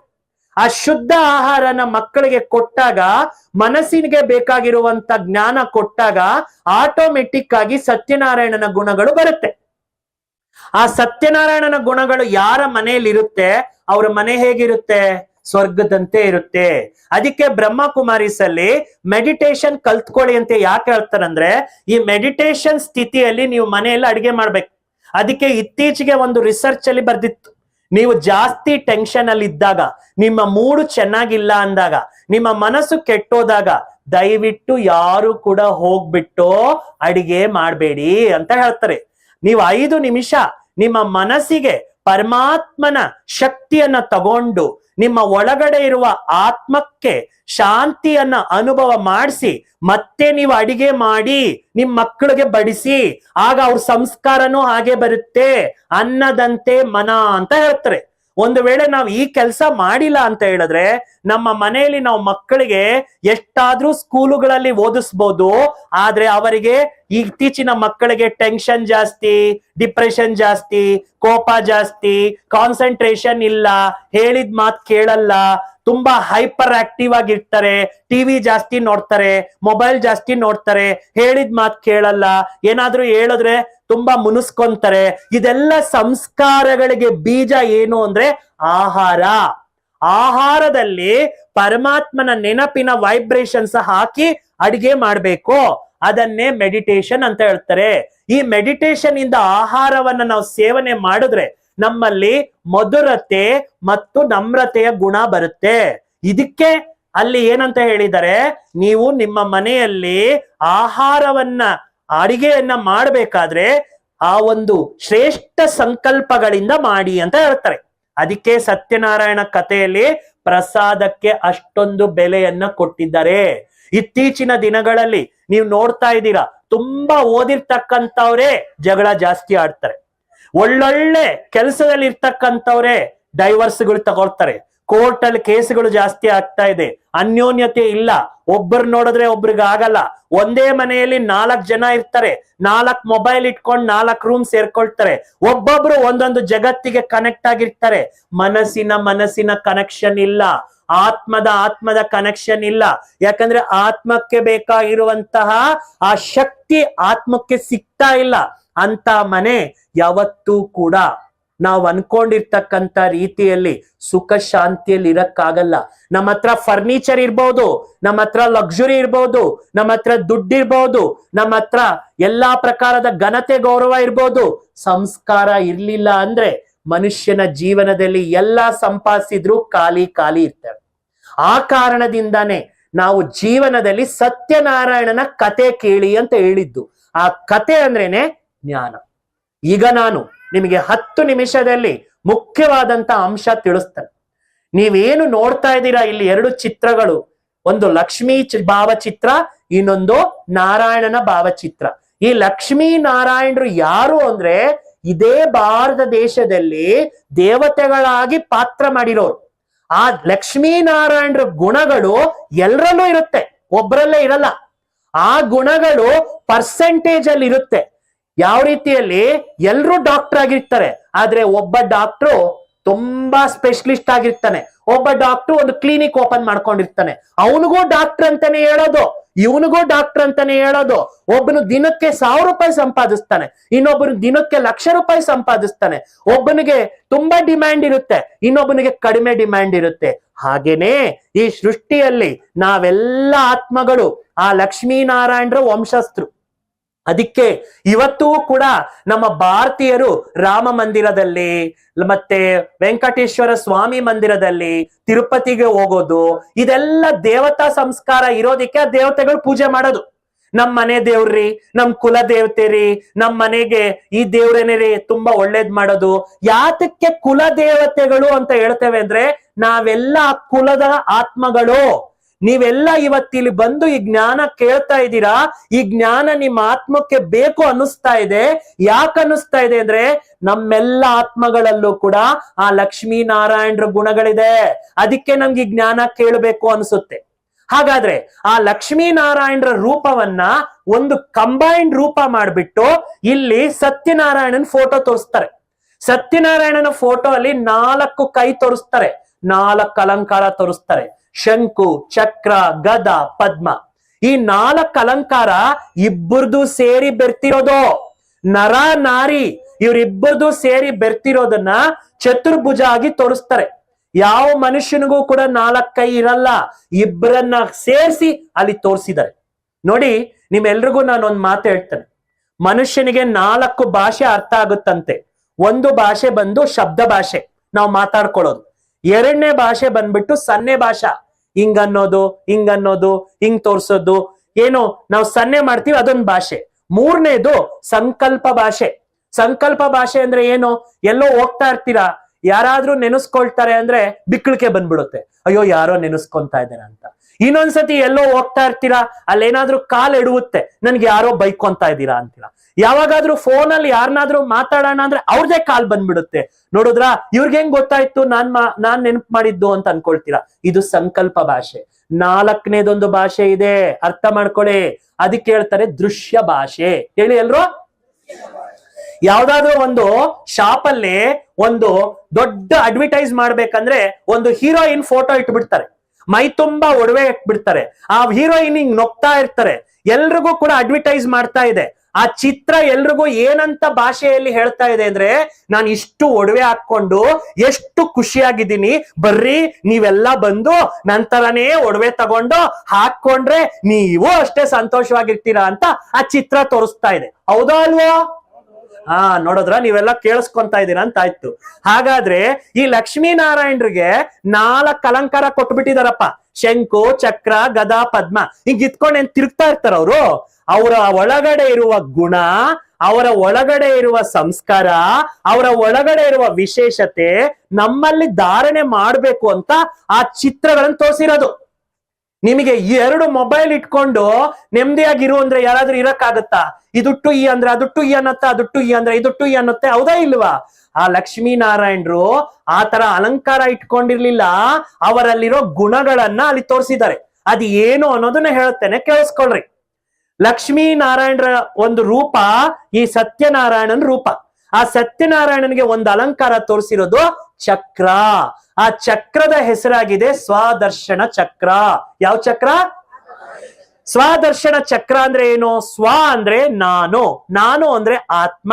ನನ್ನ ಆತ್ಮನನ್ನ ನಾನು ನೋಡ್ಕೊಳ್ಳೋದು, ನನ್ನ ಆತ್ಮನನ್ನ ಪರಿವರ್ತನೆ ಮಾಡ್ಕೊಳ್ಳೋದು, ನನ್ನ ಆತ್ಮದ ಗುಣಗಳನ್ನ ನಾನು ಅನುಭವ ಮಾಡೋದನ್ನ ಸ್ವದರ್ಶನ ಅಂತ ಹೇಳ್ತೇವೆ. ಇವತ್ತು ಯಾರಾದ್ರೂ ಇಬ್ರು ಫ್ರೆಂಡ್ಸ್ ಒಬ್ಬರಿಗೊಬ್ರು ಮೀಟ್ ಆದ್ರೆ ಮಾತಾಡೋದು 3ನೇ ವ್ಯಕ್ತಿ ಬಗ್ಗೆನೋ ಅಲ್ವಾ? ಮಾತಾಡ್ತೀವ ಇಲ್ಲ? ಹಾಗಾದ್ರೆ ಅದು ಸ್ವದರ್ಶನನ ಪರದರ್ಶನನ? ನಮ್ ಮನ್ಸು ಜಾಸ್ತಿ ಸ್ವದರ್ಶನ ಮಾಡುತ್ತಾ ಪರದರ್ಶನ ಮಾಡುತ್ತಾ? ನೋಡಿದ್ರ, ಎಷ್ಟು ಚೆನ್ನಾಗಿ ಹೇಳ್ತಾ ಇದೀವಿ, ಪರದರ್ಶನ ಮಾಡುತ್ತೆ. ಈ ಪರದರ್ಶನ ಮಾಡಿ ಮಾಡಿ ಈ ಚಕ್ರ ತಿರುಗಿಸ್ತಾ ತಿರುಗಿಸ್ತಾ ನಮ್ ಮನ್ಸಲ್ಲಿ ಏನ್ ಕ್ರಿಯೇಟ್ ಆಗ್ತಾ ಇದೆ? ಟೆನ್ಷನ್ನು, ಚಿಂತೆ, ದುಃಖ, ಭಯ, ಅಶಾಂತಿ ಜಾಸ್ತಿ ಆಗ್ತಾ ಇದೆ. ಅದಕ್ಕೆ ಭಗವಂತ ಹೇಳ್ತಾನೆ, ಪ್ರತಿದಿನ ನಾನು ಕೊಡುವ ಜ್ಞಾನ ಕೇಳಿ, ನಿಮ್ಮಲ್ಲಿ ಆ ನಾರಾಯಣನಲ್ಲಿರುವ ಸ್ವದರ್ಶನ ಚಕ್ರ ನಿಮಗೆ ಧಾರಣೆ ಆಗುತ್ತೆ. ನಮ್ಮ ಒಳಗಡೆ ಇರುವ ಮನಸ್ಸಿನಲ್ಲಿ ನೆಗೆಟಿವ್ ಥಾಟ್ಸ್ ಬರುತ್ತೆ. ಆ ನೆಗೆಟಿವ್ ಥಾಟ್ಸ್ ನ ಅಸುರರು ಅಂತ ಹೇಳ್ತಾರೆ. ನಮ್ಮ ಮನಸ್ಸಿನಲ್ಲಿ ಪಾಸಿಟಿವ್ ಥಾಟ್ಸ್ ಬರುತ್ತೆ. ಆ ಪಾಸಿಟಿವ್ ಥಾಟ್ಸ್ ಅನ್ನ ದೇವತೆಗಳು ಅಂತ ಹೇಳ್ತಾರೆ. ನಮ್ಮ ಒಳಗಡೆ ದೈವಿ ಗುಣಗಳು ಬರ್ಬೇಕು, ಈ ಅಸುರಿ ಗುಣಗಳು ಹೋಗ್ಬೇಕು ಅಂದ್ರೆ ನಮ್ಮ ಮನಸ್ಸಿಗೆ ಒಳ್ಳೆಯ ಆತ್ಮಜ್ಞಾನದ ಚಿಂತನೆ ಮಾಡುವ ಅಭ್ಯಾಸ ಇರ್ಬೇಕು. ಯಾರು ನಿರಂತರ ಈ ಆತ್ಮಜ್ಞಾನದ ಚಿಂತನೆ ಮಾಡ್ತಾರೆ, ಅವರ ಸ್ವದರ್ಶನ ಚಕ್ರ ಅವ್ರ ಕೈಯಲ್ಲಿ ಇರುತ್ತೆ. ಅಂತ ಅವ್ರಿಗೆ ಸತ್ಯನಾರಾಯಣನ ಗುಣಗಳು ಧಾರಣೆ ಆಗುತ್ತೆ ಅಂತ ಹೇಳಿ ಆ ಚಕ್ರ ತೋರಿಸಿರೋದು. ಇದೇ ಸಂದರ್ಭದಲ್ಲಿ ಇನ್ನೊಂದು ಉದಾಹರಣೆ ಕೊಡ್ತಾರೆ. ಒಮ್ಮೆ ಹನುಮಂತ ವೈಕುಂಠಕ್ಕೆ ಓಡೋಗ್ಬಿಡ್ತಾನಂತೆ. ಹೋಗ್ಬಿಟ್ಟು ಒಂದ್ ಕಡೆ ಮುನಿಸ್ಕೊಂಡ್ ಕೂತ್ಕೊಂತಾನಂತೆ ನಾರಾಯಣನ ಹತ್ರ. ಸ್ವಾಮಿ, ನಾನ್ ಹೋಗಲ್ಲ, ಈ ಕಲಿಯುಗದ ಭಕ್ತರು ದಿನೇ ದಿನೇ ವಿಚಿತ್ರ ವಿಚಿತ್ರ ಚೇಷ್ಟೆಗಳು ಮಾಡ್ತಾ ಇದ್ದಾರೆ, ನಾನ್ ಹೋಗಲ್ಲ ಅಂತಾನೆ. ಏನಾಯ್ತು ಹನುಮಂತ, ಯಾತಕ್ಕೆ ನೀನ್ ಅಷ್ಟೊಂದು ನೋವಲ್ಲಿದೀಯಾ ಅಂದ್ರೆ, ಇಲ್ಲ ಸ್ವಾಮಿ ನಾನ್ ಹೋಗಲ್ಲ ಅಂತಾನೆ. ಸರಿ, ನೀನ್ ಹೇಳಿಲ್ಲ ಅಂದ್ರೆ ನನ್ ಪರಿಷ್ಕಾರ ಕೊಡಕ್ಕಾಗಲ್ಲ ಅಂತ. ಸಾಯಂಕಾಲ ಆಗ್ತಾ ಇದೆ, ನಿನ್ ಭಕ್ತರೆಲ್ಲ ಬರ್ತಾರೆ, ನೀನ್ ದೇವಸ್ಥಾನಕ್ಕೆ ಹೋಗಿಲ್ಲ ಅಂದ್ರೆ ಅಲ್ಲಿ ವರ ಕೊಡೋರು ಯಾರು ಅಂತಾನೆ. ಸ್ವಾಮಿ ನಾನು ಹೇಳ್ತೀನಿ, ಆದ್ರೆ ನೀವೇ ನನಗೆ ಇದಕ್ಕೆ ಪರಿಹಾರ ಕೊಡ್ಬೇಕು ಅಂತೀನಿ. ಆಯ್ತು ಹೇಳು ಹನುಮ ಅಂತ ಹೇಳ್ತಾನೆ. ಏನಿಲ್ಲ ಸ್ವಾಮಿ, ಈ ಕಲಿಯುಗದ ಭಕ್ತರು ಮೊದ್ಲು ನನ್ ದೇವಸ್ಥಾನ ಕಟ್ಬಿಟ್ಟು ದಿನಕ್ಕೆ 2 ಸತಿ ಬರ್ತಾ ಇದ್ರು. ಬರ್ತಾ ಬರ್ತಾ ಬರ್ತಾ ಬರ್ತಾ ನಮಗ್ ಟೈಮ್ ಇಲ್ಲ ಅಂತ ಹೇಳ್ಕೊಂಡು 1 ಸತಿ ಬಂದ್ರು. ಹೋಗ್ಲಿ ಬಿಡು ಅಂತ ಅನ್ಕೊಂಡೆ. ವಾರಕ್ಕೆ 2 ದಿವಸ ಬರಕ್ ಸ್ಟಾರ್ಟ್ ಆದ್ರು, ಮಂಗಳವಾರ ಶನಿವಾರ. ಹೋಗ್ಲಿ ಬಿಡು ಅನ್ಕೊಂಡೆ. ಮತ್ತೆ ಬರ್ತಾ ಬರ್ತಾ 1 ದಿನ ಬರಕ್ ಸ್ಟಾರ್ಟ್ ಆದ್ರು ವಾರಕ್ಕೆ. ಅದಕ್ಕೂ ಹೋಗ್ಲಿ ಬಿಡು ಅಂದೆ. ಬರ್ತಾ ಬರ್ತಾ ನನ್ನ ಹತ್ರ ಬಂದಾಗ ಸಾಷ್ಟಾಂಗ ನಮಸ್ಕಾರ ಮಾಡ್ತಾ ಇದ್ರು. ಅಯ್ಯೋ ಎಷ್ಟು ಭಕ್ತಿ ಇದೆ ಅನ್ಕೊಂಡೆ. ಮತ್ತೆ ಬರ್ತಾ ಬರ್ತಾ ಬೆನ್ನು ನೋವು, ಸೊಂಟ ನೋವು, ಮಂಡಿ ನೋವು ಅಂದ್ಬಿಟ್ಟು ಹಂಗೆ ಕೈ ಮುಗಿಯೋಕ್ ಸ್ಟಾರ್ಟ್ ಮಾಡಿದ್ರು. ಅದಕ್ಕೂ ನಾನು ಹೋಗ್ಲಿ ಬಿಡು ಅಂದೆ. ಮತ್ತೆ ಬರ್ತಾ ಬರ್ತಾ ದಾರಿಯಲ್ಲೇ ನನ್ನನ್ನು ನೋಡ್ಬಿಟ್ಟು ಹಿಂಗ್ ಕೈಯಲ್ಲಿ ಟಾಟಾ ಮಾಡಕ್ ಶುರು ಮಾಡಿದ್ರು. ಅದನ್ನೂ ಓಕೆ ಅಂದೆ. ನನಗ್ ಮುತ್ಕೊಳಕ್ ಶುರು ಮಾಡಿದ್ರು. ಅದಕ್ಕೂ ನಾನು ಓಕೆ ಅಂದೆ. ಕೆನ್ನೆ ಮೇಲೆ ಹಿಂಗ್ ಅನ್ಕೊಳಕ್ ಶುರು ಮಾಡಿದ್ರು. ಅದಕ್ಕೂ ನಾನು ಓಕೆ ಅಂದೆ. ಎಲ್ಲ ಮಾಡ್ತಾ ಮಾಡ್ತಾ ಈ ಕಾಲೇಜಿನ ಹುಡುಗಿರು ಯಾವ್ಯಾವ್ದೋ ಡಿಫ್ರೆಂಟ್ ಬಟ್ಟೆಗಳು ಹಾಕೊಂಡು ನನ್ನ ಹತ್ರ ಬಂದ್ಬಿಟ್ಟು ಈ ಒಂದು ಕನ್ನಡಿಕ ಮೇಲೆ ಎತ್ಬಿಟ್ಟು, ಹಾಯ್ ಹನು, ಏನಂಗ್ ಮುಖ ತೆಗೆದುಕೊಂಡು ಕುತ್ಕೊಂಡಿದ್ಯಾ, ಏನ್ ಸಮಾಚಾರ ಅಂತ ಇದ್ದಾರೆ. ನನಗೆ ಇದನ್ನ ಕೇಳ್ಬಿಟ್ಟು ಅಸಹ್ಯಾಗಿ ಬಂದ್ಬಿಟ್ಟೆ ಅಂತ ಹೇಳ್ತಾನೆ. ಆಗ ನಾರಾಯಣ ಏನ್ ಮಾಡ್ತಾನೆ, ಒಂದು ಕನ್ನಡಿ ತಗೊಂಡ್ಬಿಟ್ಟು ಹನುಮಂತನ ಮುಂದೆ ಇಟ್ಬಿಟ್ಟು, ಹೇ ಹನು ನೋಡ್ಕೊ ನಿನ್ ಮುಖ. ಏನ್ ಸ್ವಾಮಿ ನೀವು ನನ್ನನ್ನ ಹನು ಅಂತ ಇದ್ದೀರಾ ಅವ್ರ ತರ ಅಂದ್ರೆ, ನೋಡು ಈ ಕಲಿಯುಗದ ಮನುಷ್ಯರು ಹೆಸರು ದೊಡ್ಡದಾಗಿರೋದಕ್ಕೆ ಹಂಗ್ ಕರೀದೆ ನಿನ್ನನ್ನು ಮುದ್ದಾಗಿ ಹನು ಅಂತ ಇದ್ದಾರೆ. ನೀನ್ ಯಾವತ್ತೂ ನಿನ್ ಮುಖ ನೋಡ್ಕೊಂಡೇ ಇಲ್ಲ ಅಲ್ಲ, ನಿನ್ ಮುಖ ಇರೋದೇ ಹಾಗೆ ತೆರ್ಕೊಂಡಿರೋ ತರನೇ ಇದೆ. ಅವ್ರು ಹೇಳಿರೋದು ಕರೆಕ್ಟೇ, ಆದ್ರೆ ನೀನ್ ಯಾವತ್ತೂ ನೋಡ್ಕೊಂಡಿಲ್ಲ, ಅದಕ್ಕೆ ನಿನಗ್ ಬೇಜಾರಾಗುತ್ತೆ ಅಂತ. ಇದ್ರ ಕತೆ ಹಿಂದಿಯ ಭಾವಾರ್ಥ ಏನು ಅಂದ್ರೆ, ನಮ್ಮನ್ ಯಾರಾದ್ರೂ ನಮ್ ತಪ್ಪುಗಳನ್ನ ನೋಡಿ ಹೇಳಿದ್ರೆ ನಮ್ಗ್ ದುಃಖ ಆಗತ್ತೆ, ನಮ್ ಮನ್ಸಿಗೆ ಬಾಧೆ ಆಗತ್ತೆ, ನಮಗೆ ತುಂಬಾ ಚುಚ್ಚದಂಗ ಆಗತ್ತೆ. ಯಾಕೆ ಅಂದ್ರೆ ನಮ್ಮ ಹತ್ರ ಒಂದು ಕನ್ನಡಿ ಇಲ್ಲ. ಯಾವ ಕನ್ನಡಿ ಅದು ಅಂದ್ರೆ ಜ್ಞಾನದ ಕನ್ನಡಿ. ದೇಹ ನೋಡ್ಕೊಳ್ಳೋದಿಕ್ ನಾವು ಕನ್ನಡಿ ಇಟ್ಕೊಂಡ್ಬಿಟ್ಟಿದೀವಿ. ಎಲ್ಲೆಲ್ಲಿ ಇಟ್ಕೊಂಡಿದೀವಿ? ಪರ್ಸಲ್ಲಿ ಇಟ್ಕೊಳ್ತೀವಿ, ಕಿಚನ್ ಅಲ್ಲಿ ಇಟ್ಕೊಳ್ತೀವಿ, ಕಾರಲ್ಲಿ ಇಟ್ಕೊಳ್ತೀವಿ, ಬೈಕಲ್ಲಿ ಇಟ್ಕೊಳ್ತೀವಿ, ದಿಂಬು ಕೆಳಗೆ ಇಟ್ಕೊಳ್ತೀವಿ, ಬಾತ್ರೂಮ್ ಅಲ್ಲಿ ಇಟ್ಕೊಳ್ತೀವಿ, ಹಾಲಲ್ಲಿ ಇಟ್ಕೊಳ್ತೀವಿ. ಒಂಚೂರು ಕೂದಲು ಚೆದ್ರು ಬಿಟ್ರೆ ಹೋಗಿ ನೋಡ್ಕೊಂತಾ ಇರ್ತೀವಿ, ನಾನ್ ನೀಟಾಗಿದ್ದೀನಿ ಅಂತ. ದೇಹ ನೋಡೋ ಕನ್ನಡಿ ಎಲ್ಲರ ಹತ್ರ ಇದೆ. ಆತ್ಮ ನೋಡೋ ಕನ್ನಡಿ ಮಿಸ್ ಆಗ್ಬಿಟ್ಟಿದೆ. ಆ ಆತ್ಮನನ್ನ ನೋಡ್ಕೊಳ್ಳುವಂತ ಕನ್ನಡಿನೇ ಪರಮಾತ್ಮ ಕೊಡ್ತಕ್ಕಂತ ಜ್ಞಾನ. ಆ ಜ್ಞಾನದಿಂದ ನಮ್ಮನ್ನ ದರ್ಶನ ಮಾಡ್ಕೊಳ್ಳೋದೇ ಸ್ವದರ್ಶನ. ಆ ದರ್ಶನ ಮಾಡ್ಕೊಳ್ಳೋದನ್ನೇ ಅಲ್ಲಿ ವಿಷ್ಣು ಕೈಯಲ್ಲಿ ಚಕ್ರ ತೋರಿಸಿರೋದು. ಅರ್ಥ ಆಗ್ತದೆ ಎಲ್ರಿಗೂ? ಎರಡನೇದು ಶಂಕು. ಶಂಕು ಅನ್ನೋದು ಏನಪ್ಪಾ ಅಂತ ಹೇಳಿದ್ರೆ, ನಮ್ಮ ಮಾತನ್ನ ದೃಷ್ಟಿಯಲ್ಲಿ ಇಟ್ಕೊಂಡು ತೋರಿಸಿರೋದು. ಶಂಕು ಯಾವಾಗ ಅಂದ್ರೆ ಅವಾಗ ಬಜಾಯಿಸಲ್ಲ. ಶಂಕು ಯಾವಾಗ ಬಜಾಯಿಸ್ತಾರೆ? ಯಾವ್ದಾದ್ರೂ ಒಂದು ಪುಣ್ಯ ತಿಥಿಗಳು, ಸಂಧ್ಯಾಕಾಲ, ಮತ್ತೆ ಬೆಳಗ್ಗೆ ಹಾಗೂ ಶುಭ ಕಾರ್ಯಗಳಲ್ಲಿ, ಯುದ್ಧ ಆರಂಭ ಮಾಡಿದಾಗ, ಯುದ್ಧ ಎಂಡ್ ಮಾಡಿದಾಗ. ಅಂದ್ರೆ ಹೇ ಮನುಷ್ಯ, ನಿನ್ನ ಒಂದು ಮಾತು ಶಬ್ದ ಶಂಖಧ್ವನಿ ಅಂತಿರ್ಬೇಕು. ನಿನ್ನ ಮಾತು ಮುತ್ತಿನಂತಿರ್ಬೇಕು. ನಿನ್ನ ಮಾತಿಂದ ಬೇರೆಯವರಿಗೆ ಸುಖ ಸಿಗ್ಬೇಕು. ಈ ರೀತಿ ಮಾತಾಡು. ಅದು ಸತ್ಯನಾರಾಯಣನ ವರದಾನದ ಮಾತುಗಳೇ ನಿನ್ನಲ್ಲಿ ಬರ್ಬೇಕು ಅಂತ ಹೇಳಿ ಶಂಕು ತೋರಿಸಿರೋದು.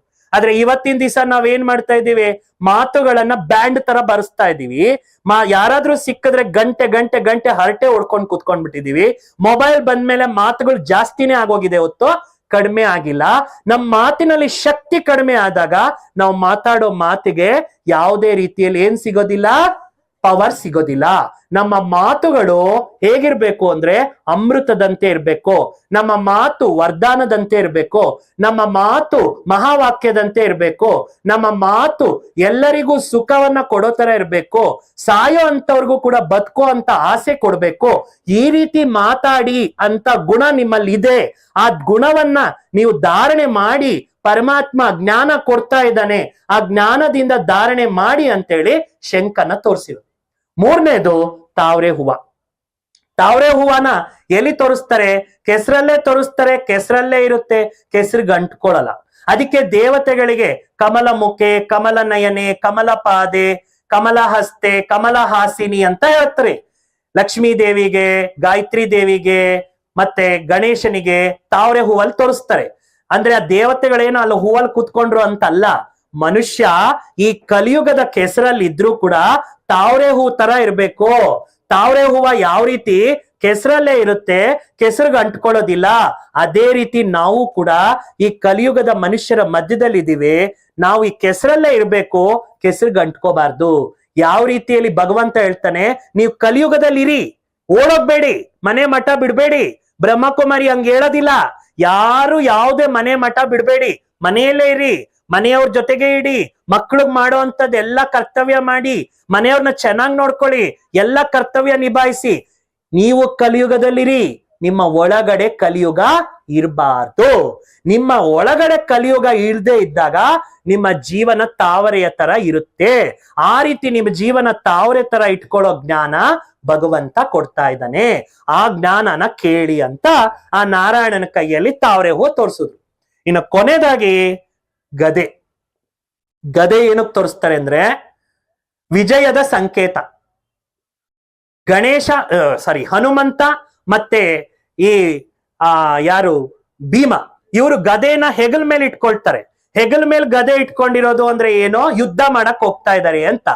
ಆದರೆ ನಾರಾಯಣನ ಕೈಯಲ್ಲಿ ಗದೆನ ಕೆಳಗೆ ತೋರಿಸ್ತಾರೆ. ಇದರ ಅರ್ಥ ಏನು ಅಂದ್ರೆ ಅವನು ತನ್ನ ಒಳಗಡೆ ಇರುವ ಎಲ್ಲಾ ವಿಕಾರಗಳನ್ನ, ಬಲಹೀನತೆಗಳನ್ನ ಜ್ಞಾನದ ಮೂಲಕ, ಜ್ಞಾನದ ಶಕ್ತಿಯ ಮೂಲಕ, ಮನಸ್ಸಿನ ಬಲದಿಂದ ತನ್ನ ಕಂಟ್ರೋಲ್ ಅಲ್ಲಿ ಇಟ್ಕೊಂಡಿದ್ದಾನೆ. ಯಾರತ್ರ ಮನೋಬಲ ಇರುತ್ತೆ, ವಿಕಾರಗಳು ಅವರ ಕಂಟ್ರೋಲ್ ಅಲ್ಲಿ ಇರುತ್ತೆ. ಈ ಕಲಿಯುಗದ ಸಂಸ್ಕಾರಗಳು ಕಂಟ್ರೋಲ್ ಅಲ್ಲಿ ಇರುತ್ತೆ. ಮನೋಬಲದಿಂದ ವಿಕಾರಗಳನ್ನ ಗೆದ್ದಿದ್ದಾನೆ ಅನ್ನೋದಿಕ್ಕೆ ಆ ಗದೆಯನ್ನ ತೋರಿಸಿದ್ದಾರೆ. ಈ ರೀತಿ ನಾವು ಕೂಡ ಪರಮಾತ್ಮ ನಮಗೆ ಕೊಡ್ತಾ ಇರುವ ಜ್ಞಾನ, ವರದಾನ, ಶಕ್ತಿ ಮತ್ತು ನಮಗೆ ಕೊಡುವ ವಿಶೇಷತೆಯಿಂದ ಒಳಗಡೆ ಇರ್ತಕ್ಕಂತಹ ಕೆಟ್ಟ ಸಂಸ್ಕಾರಗಳನ್ನ ಗೆದ್ದು ನಾವು ಕೂಡ ನಮ್ಮ ಜೀವನವನ್ನ ನಾರಾಯಣನ್ ತರ ಇಟ್ಕೋಬೇಕು ಅಂತ ಹೇಳಿ ಆ ಕಥೆಯ ಮೂಲಕ ಆ ಚಿತ್ರದಲ್ಲಿ ಏನ್ ತೋರಿಸಿದಾರಪ್ಪ ಅಂತ ಹೇಳಿದ್ರೆ ಗದೆ ತೋರಿಸಿದ್ದಾರೆ. ಹೀಗೆ ಪ್ರತಿಯೊಂದು ಮನುಷ್ಯ ನರ ನಾರಿಯಲ್ಲಿ ಈ 4 ಅಲಂಕಾರ, ಶಂಕು, ಚಕ್ರ, ಗದ, ಪದ್ಮ, ಈ 4 ಗುಣಗಳು ನರನಲ್ಲಿ ನಾರಾಯಣನಲ್ಲಿ ಧಾರಣೆ ಆಗ್ಬಿಟ್ರೆ ಆ ಮನೆ ಹೆಂಗಿರುತ್ತೆ ಹೇಳಿ? ವೈಕುಂಠ, ಸ್ವರ್ಗ. ಅಂತ ವೈಕುಂಠ, ಅಂತ ಸ್ವರ್ಗ ಭಗವಂತ ನಮಗೆ ಈ ಭಾರತದಲ್ಲಿ ಮತ್ತೆ ತಗೊಂಡ್ ಬರ್ಲಿಕ್ಕೋಸ್ಕರನೇ ಈಶ್ವರ್ಯ ವಿದ್ಯಾಲಯದ ಮೂಲಕ ಈ ಜ್ಞಾನ ಕೊಡ್ತಾ ಇದ್ದಾನೆ. ಅದಕ್ಕೆ ಪರಮಾತ್ಮನಿಗೆ ಹೇಳ್ತಾರೆ ದೇವ ದೇವ ಮಹಾದೇವ. ಈ ಜಗತ್ತಿನಲ್ಲಿ ದೇವತೆಗಳು ಎಷ್ಟೋ ಜನ ಇದ್ದಾರೆ. ಆ ಮಹಾದೇವನಾದ ಪರಮಾತ್ಮ ಪ್ರತಿ ಆತ್ಮಗಳಿಗೂ ಕೂಡ ಜ್ಞಾನದ ಮೂಲಕ ನಾರಾಯಣನ ಗುಣಗಳನ್ನ ಪ್ರತಿದಿನ ಪಾಠವಾಗಿ ಕಲಿಸ್ಕೊಡ್ತಾ ಇದ್ದಾನೆ. ಯಾರು ಈ ಪಾಠವನ್ನ ಕಲಿತಾರೆ ಮತ್ತೆ ಈ ಭಾರತದಲ್ಲಿ ಬರ್ತಕ್ಕಂತಹ ಅಂತ ಸತ್ಯುಗ ದೇವತಾ ಸಂಸ್ಕಾರ ಅವರಲ್ಲಿ ಧಾರಣೆ ಆಗುತ್ತೆ. ಆ ಸಂಸ್ಕಾರದಿಂದ ಈ ಸೃಷ್ಟಿ ಪರಿವರ್ತನೆ ಆಗುತ್ತೆ ಅನ್ನೋದೇ ಸತ್ಯನಾರಾಯಣನ ಕಥೆಯಲ್ಲಿ ತೋರಿಸಿರುವಂತ ಜ್ಞಾನ. ಈ ರೀತಿ ತಾವೆಲ್ಲರೂ ಕೂಡ ಸತ್ಯನಾರಾಯಣನ ಗುಣಗಳಿಂದ ತಮ್ಮ ಜೀವನವನ್ನ ಶ್ರೇಷ್ಠ ಮಾಡ್ಕೊಳ್ಳಿ. ನಿಮ್ಮ ಮಕ್ಕಳಿಗೆ ಒಳ್ಳೆ ಸಂಸ್ಕಾರ ಕೊಡಿ. ನಿಮಗೆ ಗೊತ್ತಿರ್ತಕ್ಕಂಥವ್ರಿಗೆಲ್ಲರಿಗೂ ಕೂಡ ಈಶ್ವರನ ಸಂದೇಶ ಕೊಟ್ಟು ಈ ಭಾರತನ ಮತ್ತೆ ಸತ್ಯುಗವಾಗಿ ತರಬೇಕು ಅನ್ನೋ ಉದ್ದೇಶದಿಂದ ತಮಗೆ ಈ ದಿನ ಸತ್ಯನಾರಾಯಣನ ಕಥೆಯನ್ನ ಸಾರವಾಗಿ ಈಶ್ವರ್ಯ ಜ್ಞಾನವಾಗಿ ಕೊಳ್ಳಾಯ್ತು. ತಮಗೆಲ್ಲರಿಗೂ ಶುಭವಾಗಲಿ, ಒಳ್ಳೇದಾಗಲಿ, ಮಂಗಳವಾಗಲಿ. ಓಂ ಶ್ರೀ ಸತ್ಯನಾರಾಯಣ ಸ್ವಾಮಿಯೇ ನಮಃ. ಈಗ ಎಲ್ಲರೂ 1 ನಿಮಿಷ ಕಣ್ಣು ಮುಚ್ಕೊಂಡು ಒಂದು ಸಂಕಲ್ಪ ಮಾಡೋಣ. ಆ ನಂತರ ತಮಗೆ ಪ್ರಸಾದವನ್ನ ಕೊಳ್ಳಾಗುತ್ತೆ. ನಾನು ಈ ಶರೀರ ಎನ್ನುವಂತಹ ಮಂದಿರದಲ್ಲಿ ಒಂದು ಅಖಂಡ ಜ್ಯೋತಿ ಹೊಳಿತಾ ಇದ್ದಾನೆ. ನನ್ನ ಒಳಗಡೆ ಸತ್ಯನಾರಾಯಣನ ಗುಣಗಳಿದೆ. ಈ ದಿನ ಈ ಸತ್ಯನಾರಾಯಣನ ಕಥೆಯಿಂದ ನನ್ನ ಒಳಗಡೆ ಇರ್ತಕ್ಕಂತಹ ಆತ್ಮ ಜಾಗೃತಿಯಾಗಿದೆ. ನನ್ನ ಒಳಗಡೆ ಇರುವ ಕಲಾವತಿ, ನನ್ನ ಒಳಗಡೆ ಇರುವ ಲೀಲಾವತಿಯನ್ನ ನಾನು ಸರಿ ಮಾಡಿಕೊಂಡು ನನ್ನ ಜನ್ಮ ಜನ್ಮದ ಭಾಗ್ಯ ಮಾಡ್ಕೋಬೇಕು ಅಂತ ಸಂಕಲ್ಪ ಮಾಡ್ತಾ ಇದ್ದಾನೆ. ಎಲ್ಲರೂ ನನ್ನ ಜೊತೆ ಹೇಳಿ, ಹೇ ಪರಂಪಿತ, ಹೇ ಸರ್ವಶಕ್ತಿವಂತ, ಹೇ ಈಶ್ವರ, ಹೇ ದೇವದೇವ ಮಹಾದೇವ, ಈ ದಿನ ನನಗೆ ಸತ್ಯನಾರಾಯಣನ ಕಥೆಯ ಅನುಭವವಾಯಿತು.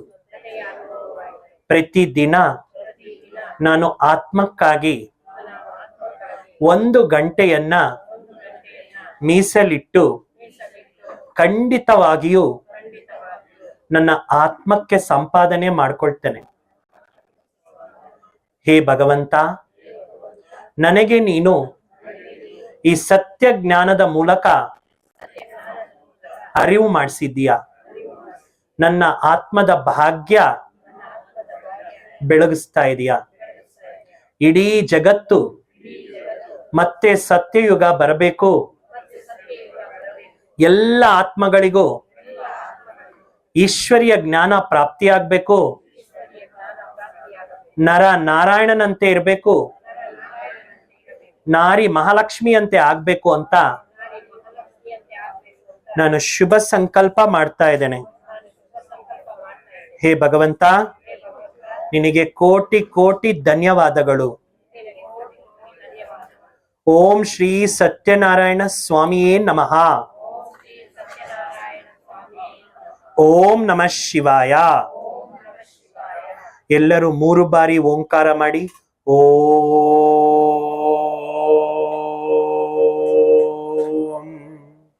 ಓಂ